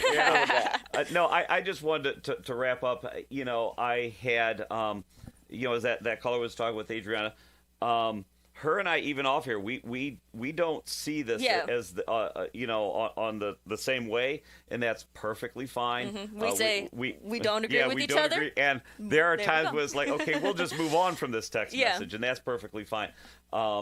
And so I do want to thank the caller. I want to thank Adrianna. I want to thank everybody because it's all rainbows and butterflies. And caller, let's talk about you. How woof, you doing? Woof. Should that be? No, I'm not going to make that. That's stupid. So, anyways, how's it going, caller? Oh, good. I wasn't calling about the immigration thing, but since it came up, I mean, I don't think, particularly probably Adrianna doesn't understand. You can never get away with crossing a border in any other country on planet Earth and think you're just going to walk in. Mexico, you don't have a passport, jail. Australia, what they'll do to you, if somehow you get over there, now obviously you got to get there by boat or plane, you're not only be arrested, they charge you every day you're there illegally, and you better be having somebody send cash down there to get your dumb ass on a plane and get out. They have zero tolerance for that. Poland right now literally almost has their entire country cordoned off with barriers. Italy, Germany, France, England, they're all they started this about 20 years ago. Like we all need more people because the population's getting older, we need more workers, and all that idiotic liberal sophistry, just asinine thought process that we need to bring people who can't speak the language, who have no skills. We just need bodies here. Dumbest thing I've ever seen. It makes no sense. In the last 16 years minimum since Obama got in, the Democrats just love to have open borders. And for one reason and one reason only, to rig elections to get illegals to vote for them. And that's it. No other reason. Not to pick fruit, not to mow our lawns, which and let's be honest, right? Is it a little demeaning to say we need, and particularly they focus on Mexico, we need Mexicans to come here to babysit our kids, to mow our lawn, to pick our tomatoes. Hey, listen, white guy, get your own dumb ass out there. You want some lettuce? Go pick it. You don't need to, to totally hose down an entire population and exploit them right into poverty to go pick your tomatoes. You got to pay $5 for a tomato? That's life. That's the way it goes. But we should take care of our own stuff first. This illegal stuff is ridiculous. Well, but okay. Here's my question for Mr. Spot regarding this. Because you referred to this as a swap, meaning Braun was going to lower property taxes, and the swap is to what? Allow individual communities to then have the ability to raise like income taxes or somehow get another form of revenue for this counties or towns or municipalities who want to do that. Is that correct? Yes. Okay, that being the case, because I hear all these guys say the same thing just like you do. Oh, our government is so tight, we don't have any waste. I politely say my ass, Mr. Spot, because the governor of Minnesota said, no, we run a tight ship up here. And now we find out he let $30 billion fly right up into thin air, taken by Somalians. Little typo in the computer, and off to Somalia it goes. Then we find out now it's Maine, it's Connecticut, it's Ohio, Pennsylvania, it's I think, was another one. Yeah, it's California, $70 billion. So when you guys tell me, and I don't care if you're running a town of two with one stop sign and a half a liquor store, there's always waste in government. Plenty of cuts to be made. I know more people involved in these quote-unquote nonprofit operations, and every single one of them is driving a luxury car. And they work a full-time job. Oh, I work 60 hours at my job. Really? Yeah, and then you run this nonprofit too? Oh, yeah, I put like 80 hours in on that too. Okay, number one, you're lying. Number two, guarantee there's a lot of grease in that because that's how it's designed. And what do? They always vote for the party in charge. The Republicans a little responsible for it too? Yeah, a little bit. But trust me, look at every democratically run place in this country. The grease runs into the pockets of the Democratic people. It's just the way it is. I'm out. Have a great day. Thanks for having the ladies on today. It'll be great to hear them. Oh, yeah. Thanks for setting that up for us. We're going to take a break here in a minute. I've got them out in our waiting room here. We're going to take a break here in a second. Going to reset the studio, and we've got some guests coming in here. So, again, thanks for setting that up for us. Appreciate it. Thank you. But we are going to take these last two calls real quick before we transition. So, real quick, caller, you are on the air. Rapid fire. What's on your mind? Hey, Bob, you said that the town of Dyer ain't got too much fat, right? Yeah. Yeah, I stand by that. Do we really need a pavilion to play some concerts in the summertime? Yes. And where I'll say yes with that was, go ahead, sorry. Oh, no, go ahead. So in that area, that's a TIF district. The point of a TIF district is to capture all of those taxes in that area to spur development of other things that then will generate tax revenue. So one of the things that I'm most proud about this is we've got this. If you drive past now, you'll see the footings, all the concrete's been poured for this amphitheater. Most likely there will be a community center then put up for probably mid to late 27. We don't have a downtown area like a Griffith or a Crown Point. So this has been a long-term plan. We're paying for it all cash. We're not doing what some other communities are doing where they're bonding out and paying interest. We're paying cash for it. We've done it how I feel the right way to save up the money to do that. But because that we are doing things like this, we are spurring some interest in that area. One of the big announcements that Dyer will be having probably here in the next couple months, the only teasing that I'll do about it is we have a just shy of a $300 million development deal coming in to the Calumet Avenue area. And Dyer's assessed value is, I think, about $1.2 billion. So because of the money that we're investing there, we put the $1.5 million in the stoplight. We're doing some things in Central Park. We're now getting about 25% new assessed value in Dyer over the next couple of years. So for this particular project, I feel like we did it the right way. Now, you look at some other communities that are doing the same thing, but they're bonding out for it. They don't really have any other economic drivers tagged to it. Yeah, I would certainly say we would have some questions for that.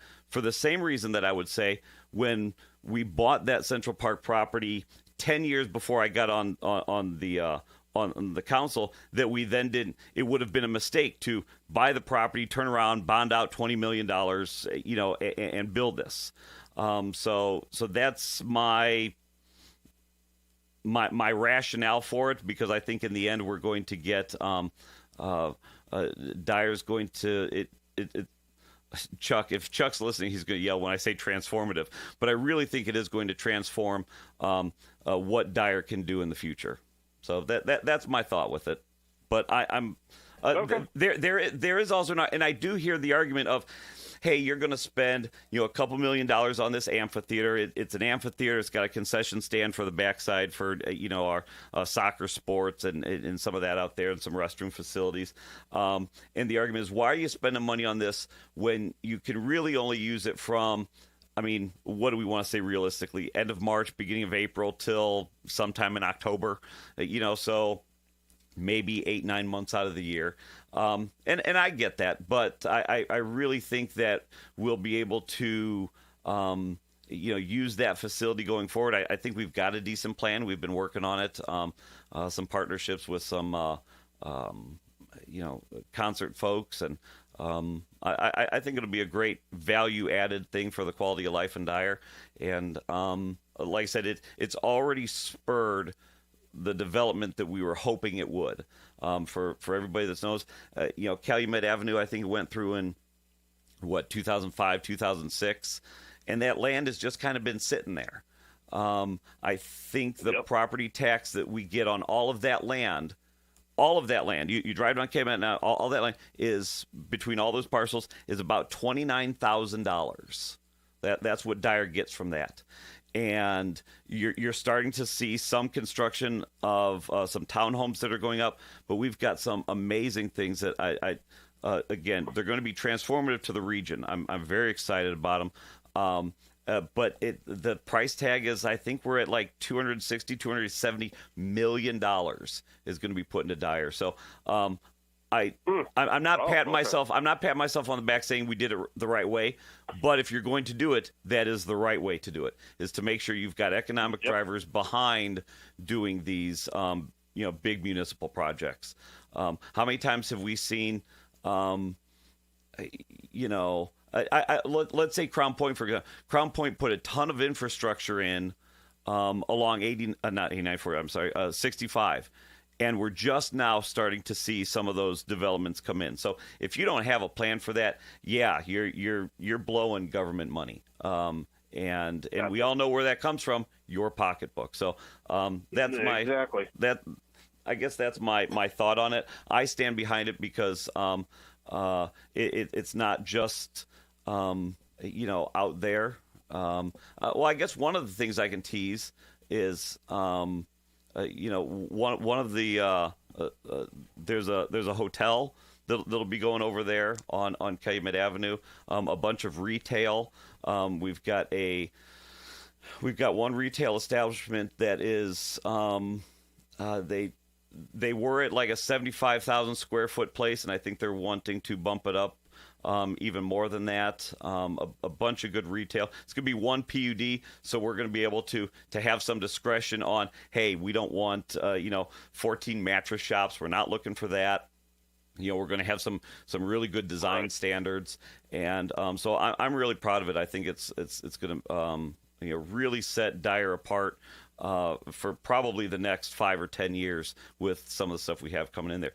But again, that I think the interest from the developer was because we were investing in that area also.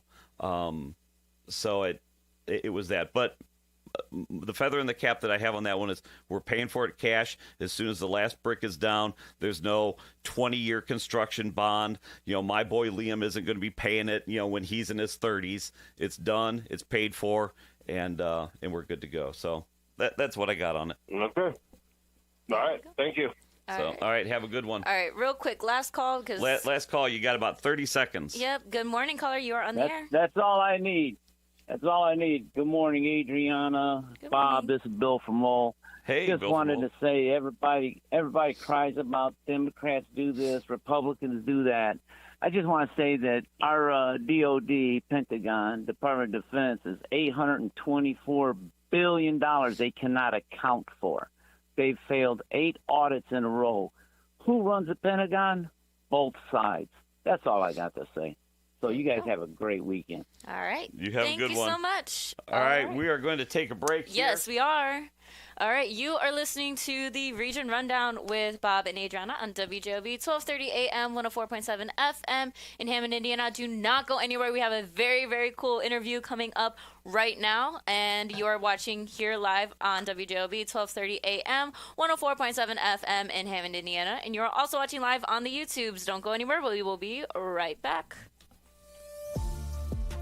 If you're thinking of finishing your basement, installing outdoor security cameras, or your business has plans to break ground on a new project in 2024, Powering Indiana, Lake County is your source for the region's best electricians. With IBEW, Local 697 electricians, you're choosing the highest level of safety and reliability. Visit poweringindiana.org today and ensure your project is in the hands of skilled professionals. Before Notre Dame Federal Credit Union, we were being charged various maintenance fees and various check writing fees for all of our accounts. And with Notre Dame, we don't have that. We have that true community partnership. We get interest based on all of our parish and school accounts. and the interest rate is really second to none.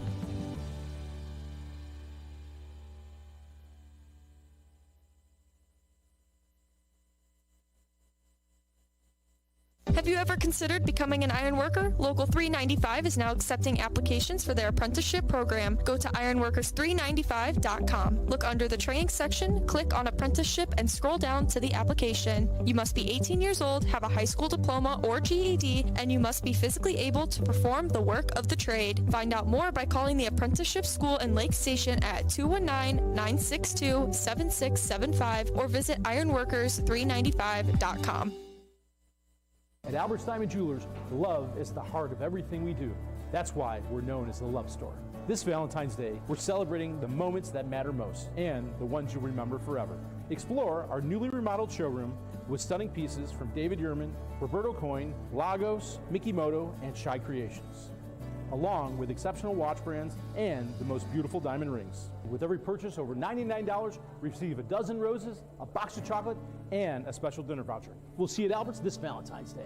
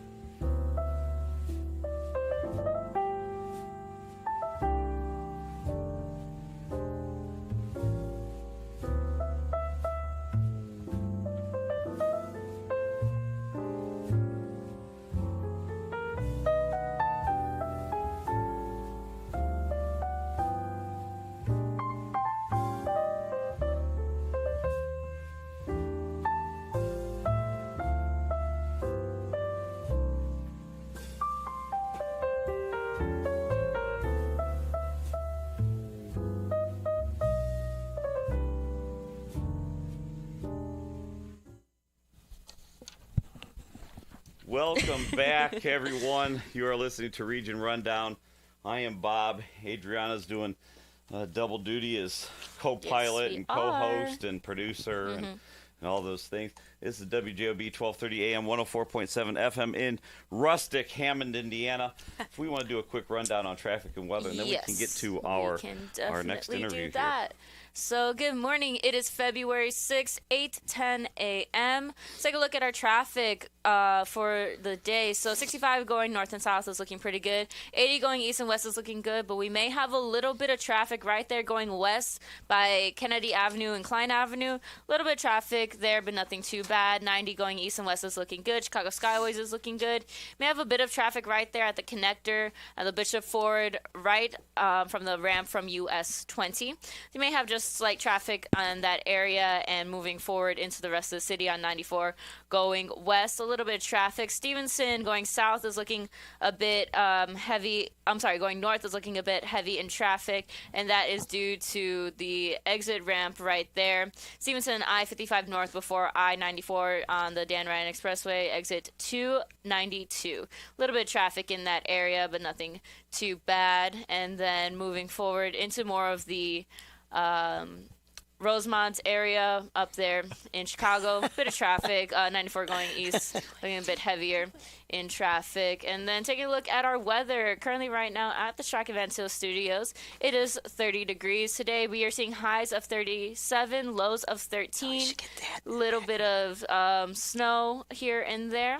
And then on Saturday, highs of 24 degrees, lows of 20, partly sunny and very cold. And then on Sunday, Super Bowl Sunday, highs of 28 degrees and lows of 23, a thick cloud covering over.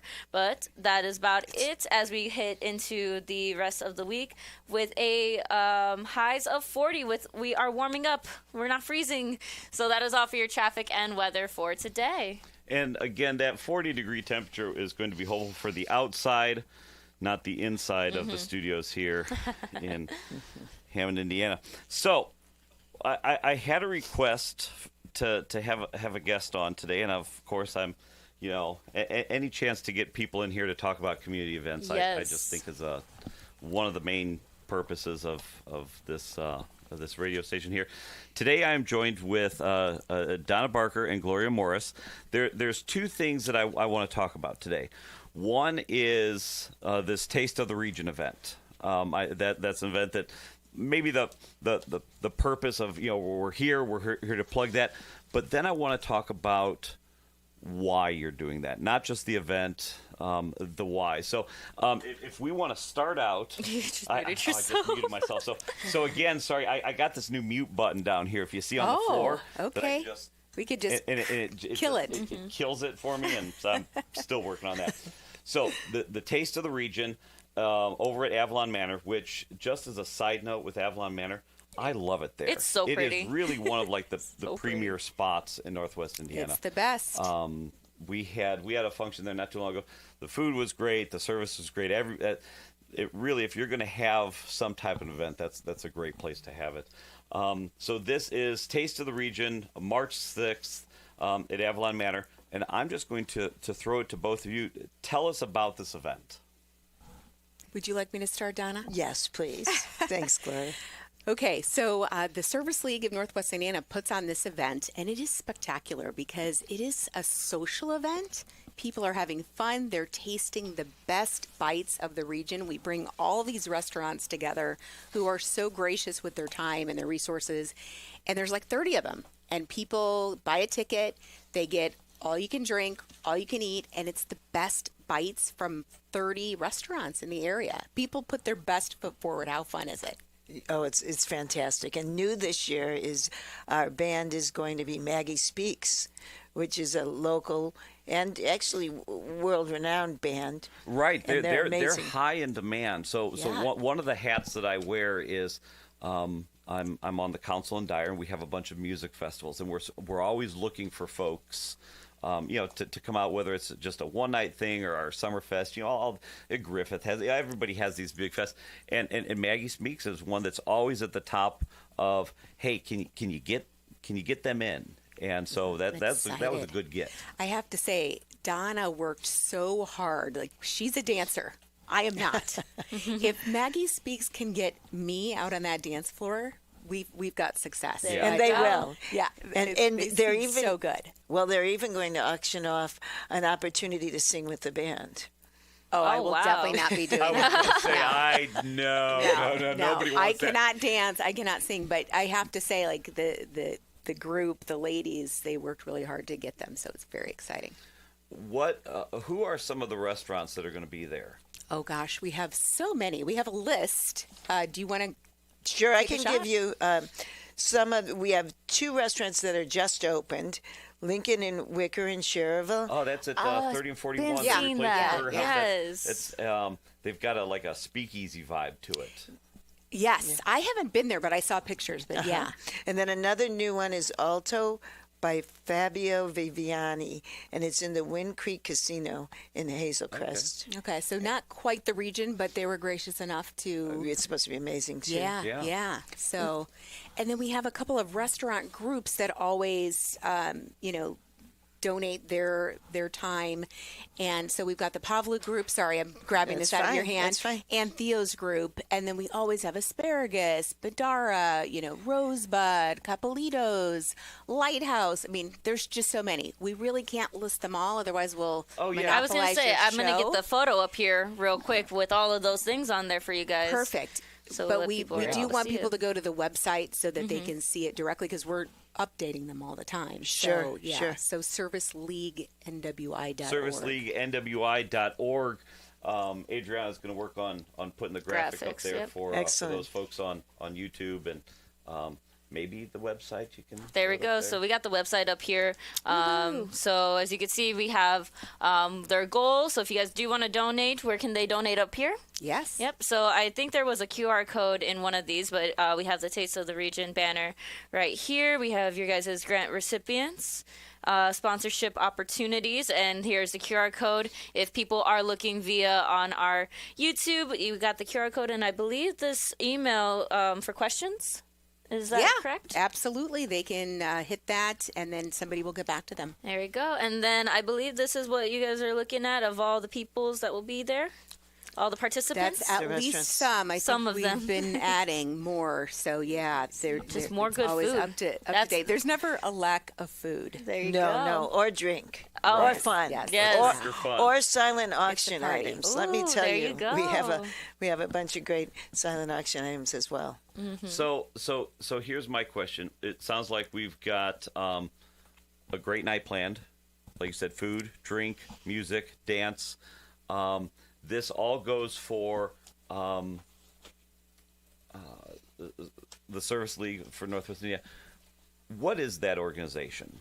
Tell me what are we supporting with this event? Such an important question. So the Service League of Northwest Indiana has been bringing ladies of the region together for volunteer service and philanthropy since the 30s. Since like 1938. Okay. And so I got involved, and I'm curious to see how you got involved, Donna, but I got involved in 2017. My mother-in-law, God rest her soul, she was in Service League for years, and it's really just a group of women who come together to do volunteer work. Every single dollar we raise goes back out to the community. There are no admin costs in Service League. There's no infrastructure. We're all volunteers. Which is fantastic because, I mean, how many times do you see on, the news or the newspaper? I know oftentimes when even we're looking to donate either time or goods, some of these places, they have ratings online, and it's like, 80% goes back into the organization to fund the staff, and it's like, I don't know that I want all my money going there. Absolutely. I mean, it's needed in a lot of organizations. You have to have paid staff, but in this case, it's not. We are all volunteers. How did you get involved in Service League? I'm from the region. I've heard of it before, and Michelle Bauer is a friend, and she was telling me about it, and I'm like, that sounds just like what I want to do. I love this region, and I love the area, and it's just a great group of people. One of the things that Adriana had pointed out at the top of the website was a ticker that says, hey, we're looking for this much money. We're getting there. Right here. With right there. That's Yeah. perfect. With those funds, what are some of the projects that you guys are looking to help out Northwest Indiana with? Yeah, Adriana, could you go back to the main website and show this, the Service League NWI.org? Yep. So this is the website that we got up right here. And yeah, I think that's the event website. But if you go back to the regular website, basically we support about 28 to 35. It just depends on how many grant requests we come in. Organizations that are nonprofit. So we're a nonprofit that serves nonprofits, and so every organization in the region that has a need has an ability to apply for a grant. That's it. Thank you so much. If you scroll down, there's a kind of a ticker going across the bottom on some of the things we're involved in. So you could just look this up on your spare time. But we do stuff with Trade Winds. We do stuff with Meals on Wheels. We actually serve Meals on Wheels too. Today. Yeah, you're going doing to it, right? Dyerville today. Okay. So, but each organization who applies for a grant basically says, hey, this is a need we have. Maybe it's backpacks for a certain school program. Maybe it's, something very specific. We have a grants committee, and we review every single application ad nauseum. And there are a lot of applications. We can't fund them all because we only have so much. This event yields, in one night, we raise over it's been about $115,000 in net proceeds compared to when I first joined, I think it was probably around 30 to 50K in a good year. So it's grown so much. So all of that goes back out. It gets divvied between all of the organizations that qualify, and they have to be qualifying nonprofits with detailed needs. And then, we vote in May, and then we fund them. And so we also have the great thing. I know, Donna, I couldn't participate in any of these this year, but you've gone to a lot of the check presentations, right? Yes, yeah. So it's wonderful. Yeah, you go and what happens there? They're just overwhelmed. They're so grateful for their contribution. They show us around their place of business and tell us a little bit about their organization. Yeah. How many? You guys are involved. How many folks are? I don't want to say on staff because we don't have a staff, but Right. how many folks are in this organization that obviously you probably need a fair amount of volunteers to even just go through the logistics of not only planning this event but going through all the grant applications. Yes. How many folks do you have working with you?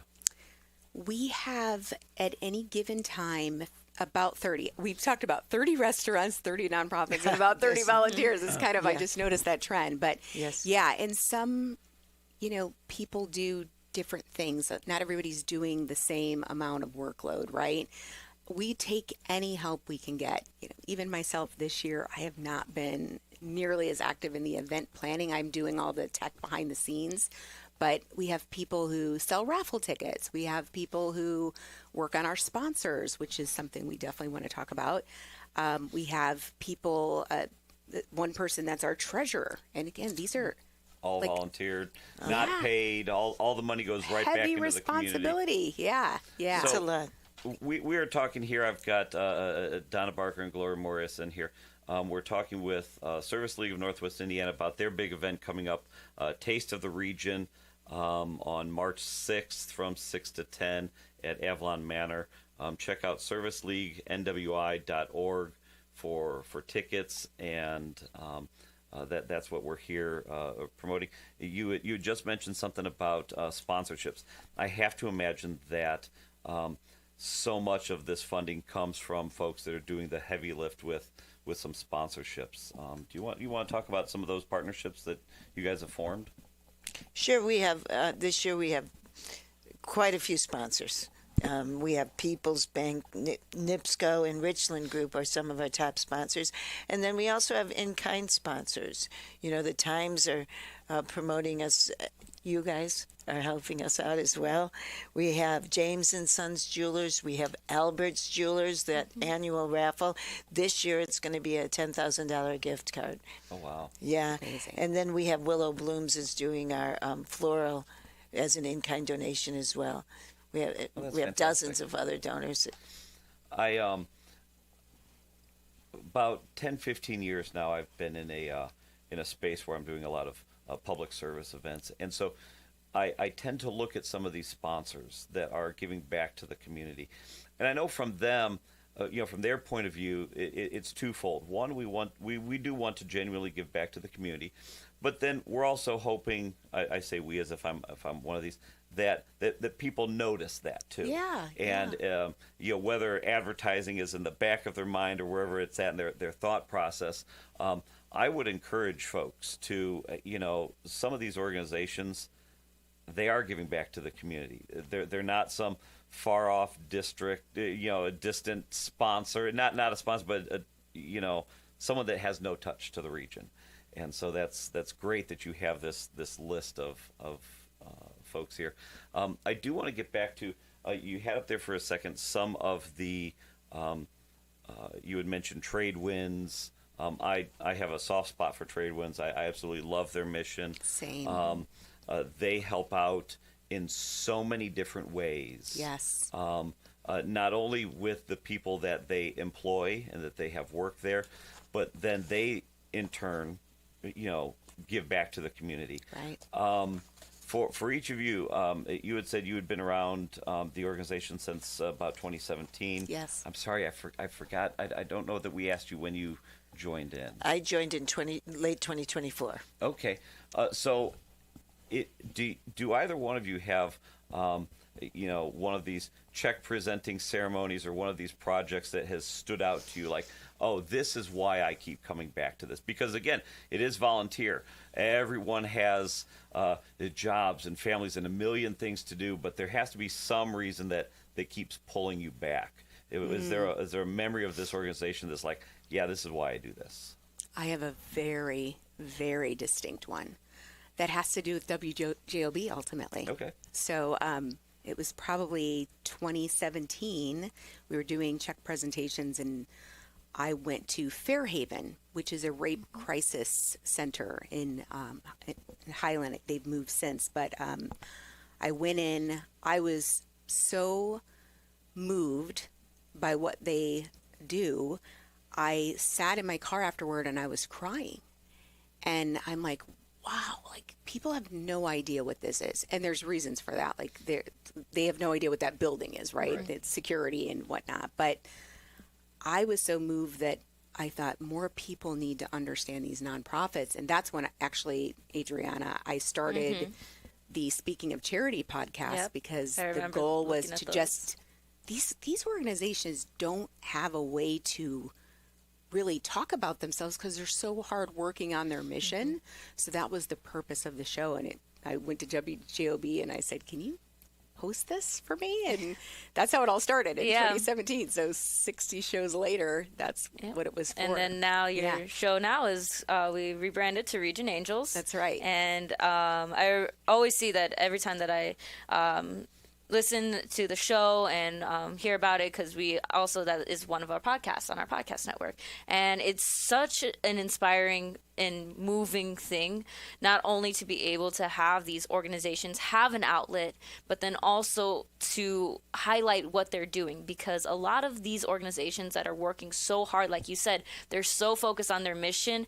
And sometimes people may not see that. And once you do, you're like, whoa, this is very important. That's right. That's right. Do you have any that you can think of? You know, I'm fairly new to the organization, but I have volunteered at Phil's Friends.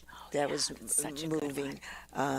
Exceptional Equestrians. Oh my gosh, those kids. Talk about that. I don't know a lot about it, but I do know these kids get the opportunity to ride the horses. Some of them are doing this for 17 years, and they're so excited, and it brings them to life when they get to do that. So that's one of my favorites as well. We did go to Strides Against Suicide and Overdose, very special, and Habitat for Humanity. Participating in that is amazing. The people give back so much. It's really rewarding. Just every single charity we support is amazing. We've got about a minute or two left here. I'm going to we'll tease the event one more time, and then I'll toss it to you two for any final thoughts that you may have. First off, thanks again for coming in today. We're talking here with the Service League of Northwest Indiana, and they have their big fundraising event, the Taste of the Region, coming up here at Avalon Manor on March 6th. You can get tickets online at serviceleaguenwi.org. There's going to be more than 30 restaurants. They've got Maggie Speaks coming in, an open bar.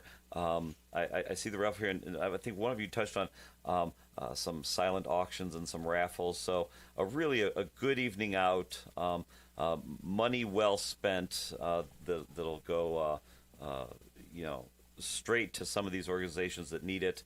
This isn't, Service League isn't some, high overhead organization. All the money is going to go right back into the communities here in Northwest Indiana. And so I will leave it up to you two for some final thoughts. Do you have anything? I just want to thank everyone who supported us so far, and encourage everyone to come out and check us out. We have room for 700, and we hope to fill the halls. There we go. and our goal is to surpass last year. Maybe $125,000, $150,000. Can you imagine the impact that we can make in the community? One night, yeah. And I would just like to say, again, having been involved since 2017, I want to thank all of the new members and existing members, because it is hard. It is hard work. These women are working their rear ends off, and it's amazing to see the new people come in and the energy that it brings, because we have a lot of veterans too that are tired. I'm one of them, you know, but every year I'm like, oh gosh, can I do this again? But it just kind of, you see the energy, and it really draws you in every single time. It's very special. And one last shout out to Pitt Kantira Taryn. She goes by Pitt, Dr. Pitt. She's our president this year, and she's really done a great job rallying the truth. So, yeah, that's basically. Well, thank you very much for coming in here again, everybody. Check out Taste of the Region coming up here at the beginning of March. We'll have that up on our socials, and there we go. Yeah, yep, we got the thing there. We got it up here. I even got a text as we were sitting here. Woohoo! How many tickets would they like? Yes. Well, it's my wife. Oh, and perfect. She says, "Why are we not going?" Yeah, there you are go. going. You are So now. There you go, Becky. So I'm sure there'll be a couple incredible. more added to that here. But again, thanks for coming in. Thanks for all you do. Again, working in. Working in the government, there's always a need. There's always a need for these these different organizations. We have folks that come to us, whether they come through police and fire or just through the community, that say, "Hey, we have needs that the government doesn't necessarily fulfill, but there are so many organizations out there that do."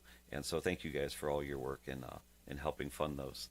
And I think that's going to wrap us up here for Region Rundown. Yep, it's going to actually wrap up the show. Yeah. Oh, it is going to wrap up the show. It is at 8:30. So thanks, everyone, for tuning in to Region Rundown here on WJOB, 1230 AM, 104.7 FM. Bob and Adrianna, this has been fun. So sorry I was 10 minutes late today. It is I okay. Don't know what to tell you. It is okay. I will say that sometimes I run on EPT, which is elected people time, so it's like a 10-minute difference. It was funny. there. You sent me a text earlier in the day during the show, and you're like, I almost yawned. I'm like, if we are up before 10 o'clock, every yawn is acceptable. Yeah. Every yawn is acceptable.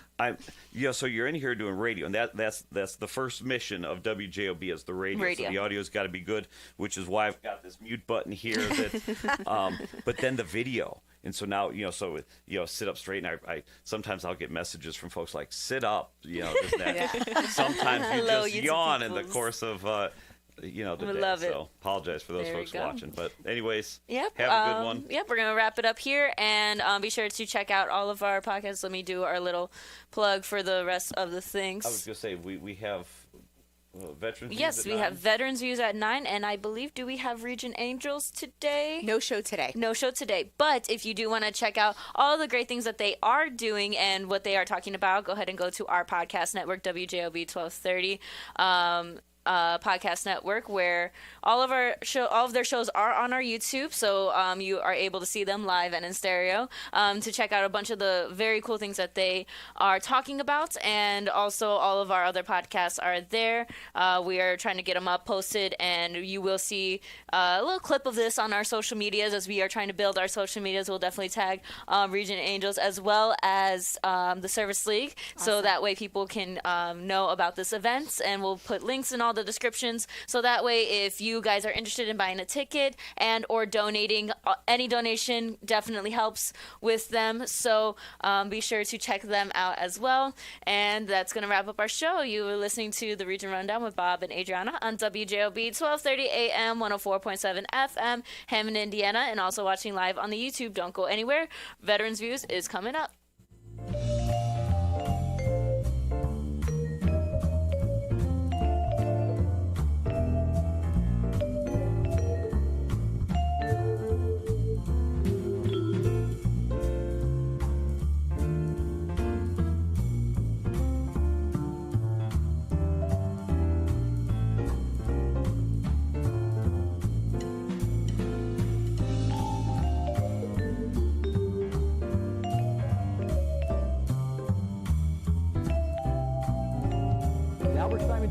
Love is the heart of everything we do. That's why we're known as the Love Store. This Valentine's Day, we're celebrating the moments that matter most and the ones you'll remember forever.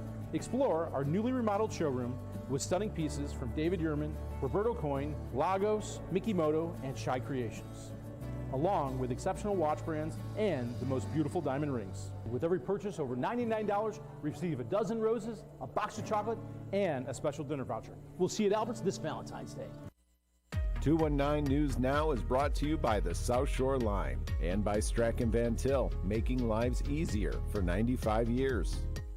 I'm Andrew Garcia, and this is your 219 News Now. Police arrested a 35-year-old Portage man after a white van with broken windows obstructed traffic at the US 6 and Crispin Road intersection and then repeatedly did donuts on US 20, blocking all lanes around 11 a.m. on February 4th.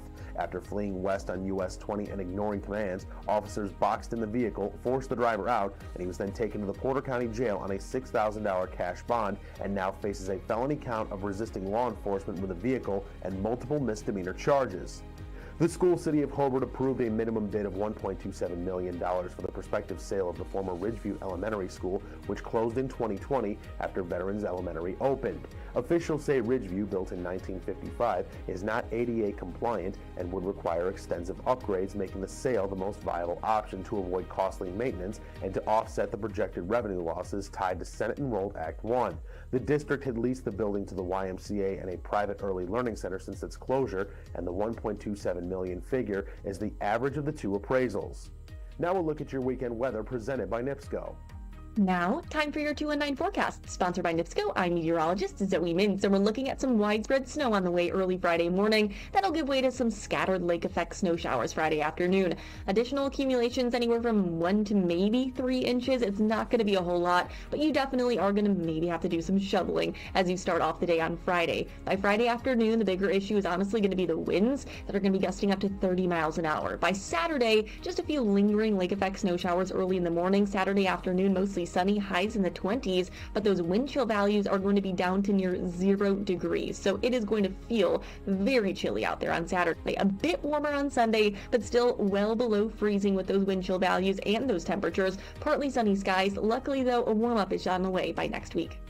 And in sports, Highland hits the road to take on Hanover Central in NCC boys basketball action. Here's a look at that game. Highland is desperately trying to snap a 3-game slide. The Trojans hit the road to face Hanover Central. The Wildcats, meanwhile, can make it 2 straight with a victory. Early going, the home team comes out hot. The Wildcats working around to Langdon Oldenburg in the corner. The senior fires away and connects. Hanover with an early 5-point edge. The Wildcats keep their foot on the pedal later on. Ben Schreiber drives baseline and finds Anthony Lehman. The junior hits on the little jumper. Wildcats in control. Highland not going anywhere just yet, though. Justin Slavin works his way down the baseline, spins and kisses the window. Trojans within 6 points. The visitors continue to ride the back of Slavin. The junior still causing problems in the second, racing to the cup and drawing the foul +1. Highland still within striking distance. Hanover Central not phased. Oldenburg brings it up for the home team, stopping in the paint and letting Lucas Velisca take care of the rest. The junior rattles home the 3 ball and forces Highland to talk it over. Just over a minute and a half until halftime. Hanover still on the attack. Chris Moranowitz cleans up the miss and goes up getting the bucket and the Band-Aid. Wildcats take the lead into the locker room, and they take control from there on the way to a 50-37 victory. To read up on more local news and headlines, visit NWI.com. I'm Andrew Garcia, and this has been your 219 News Now.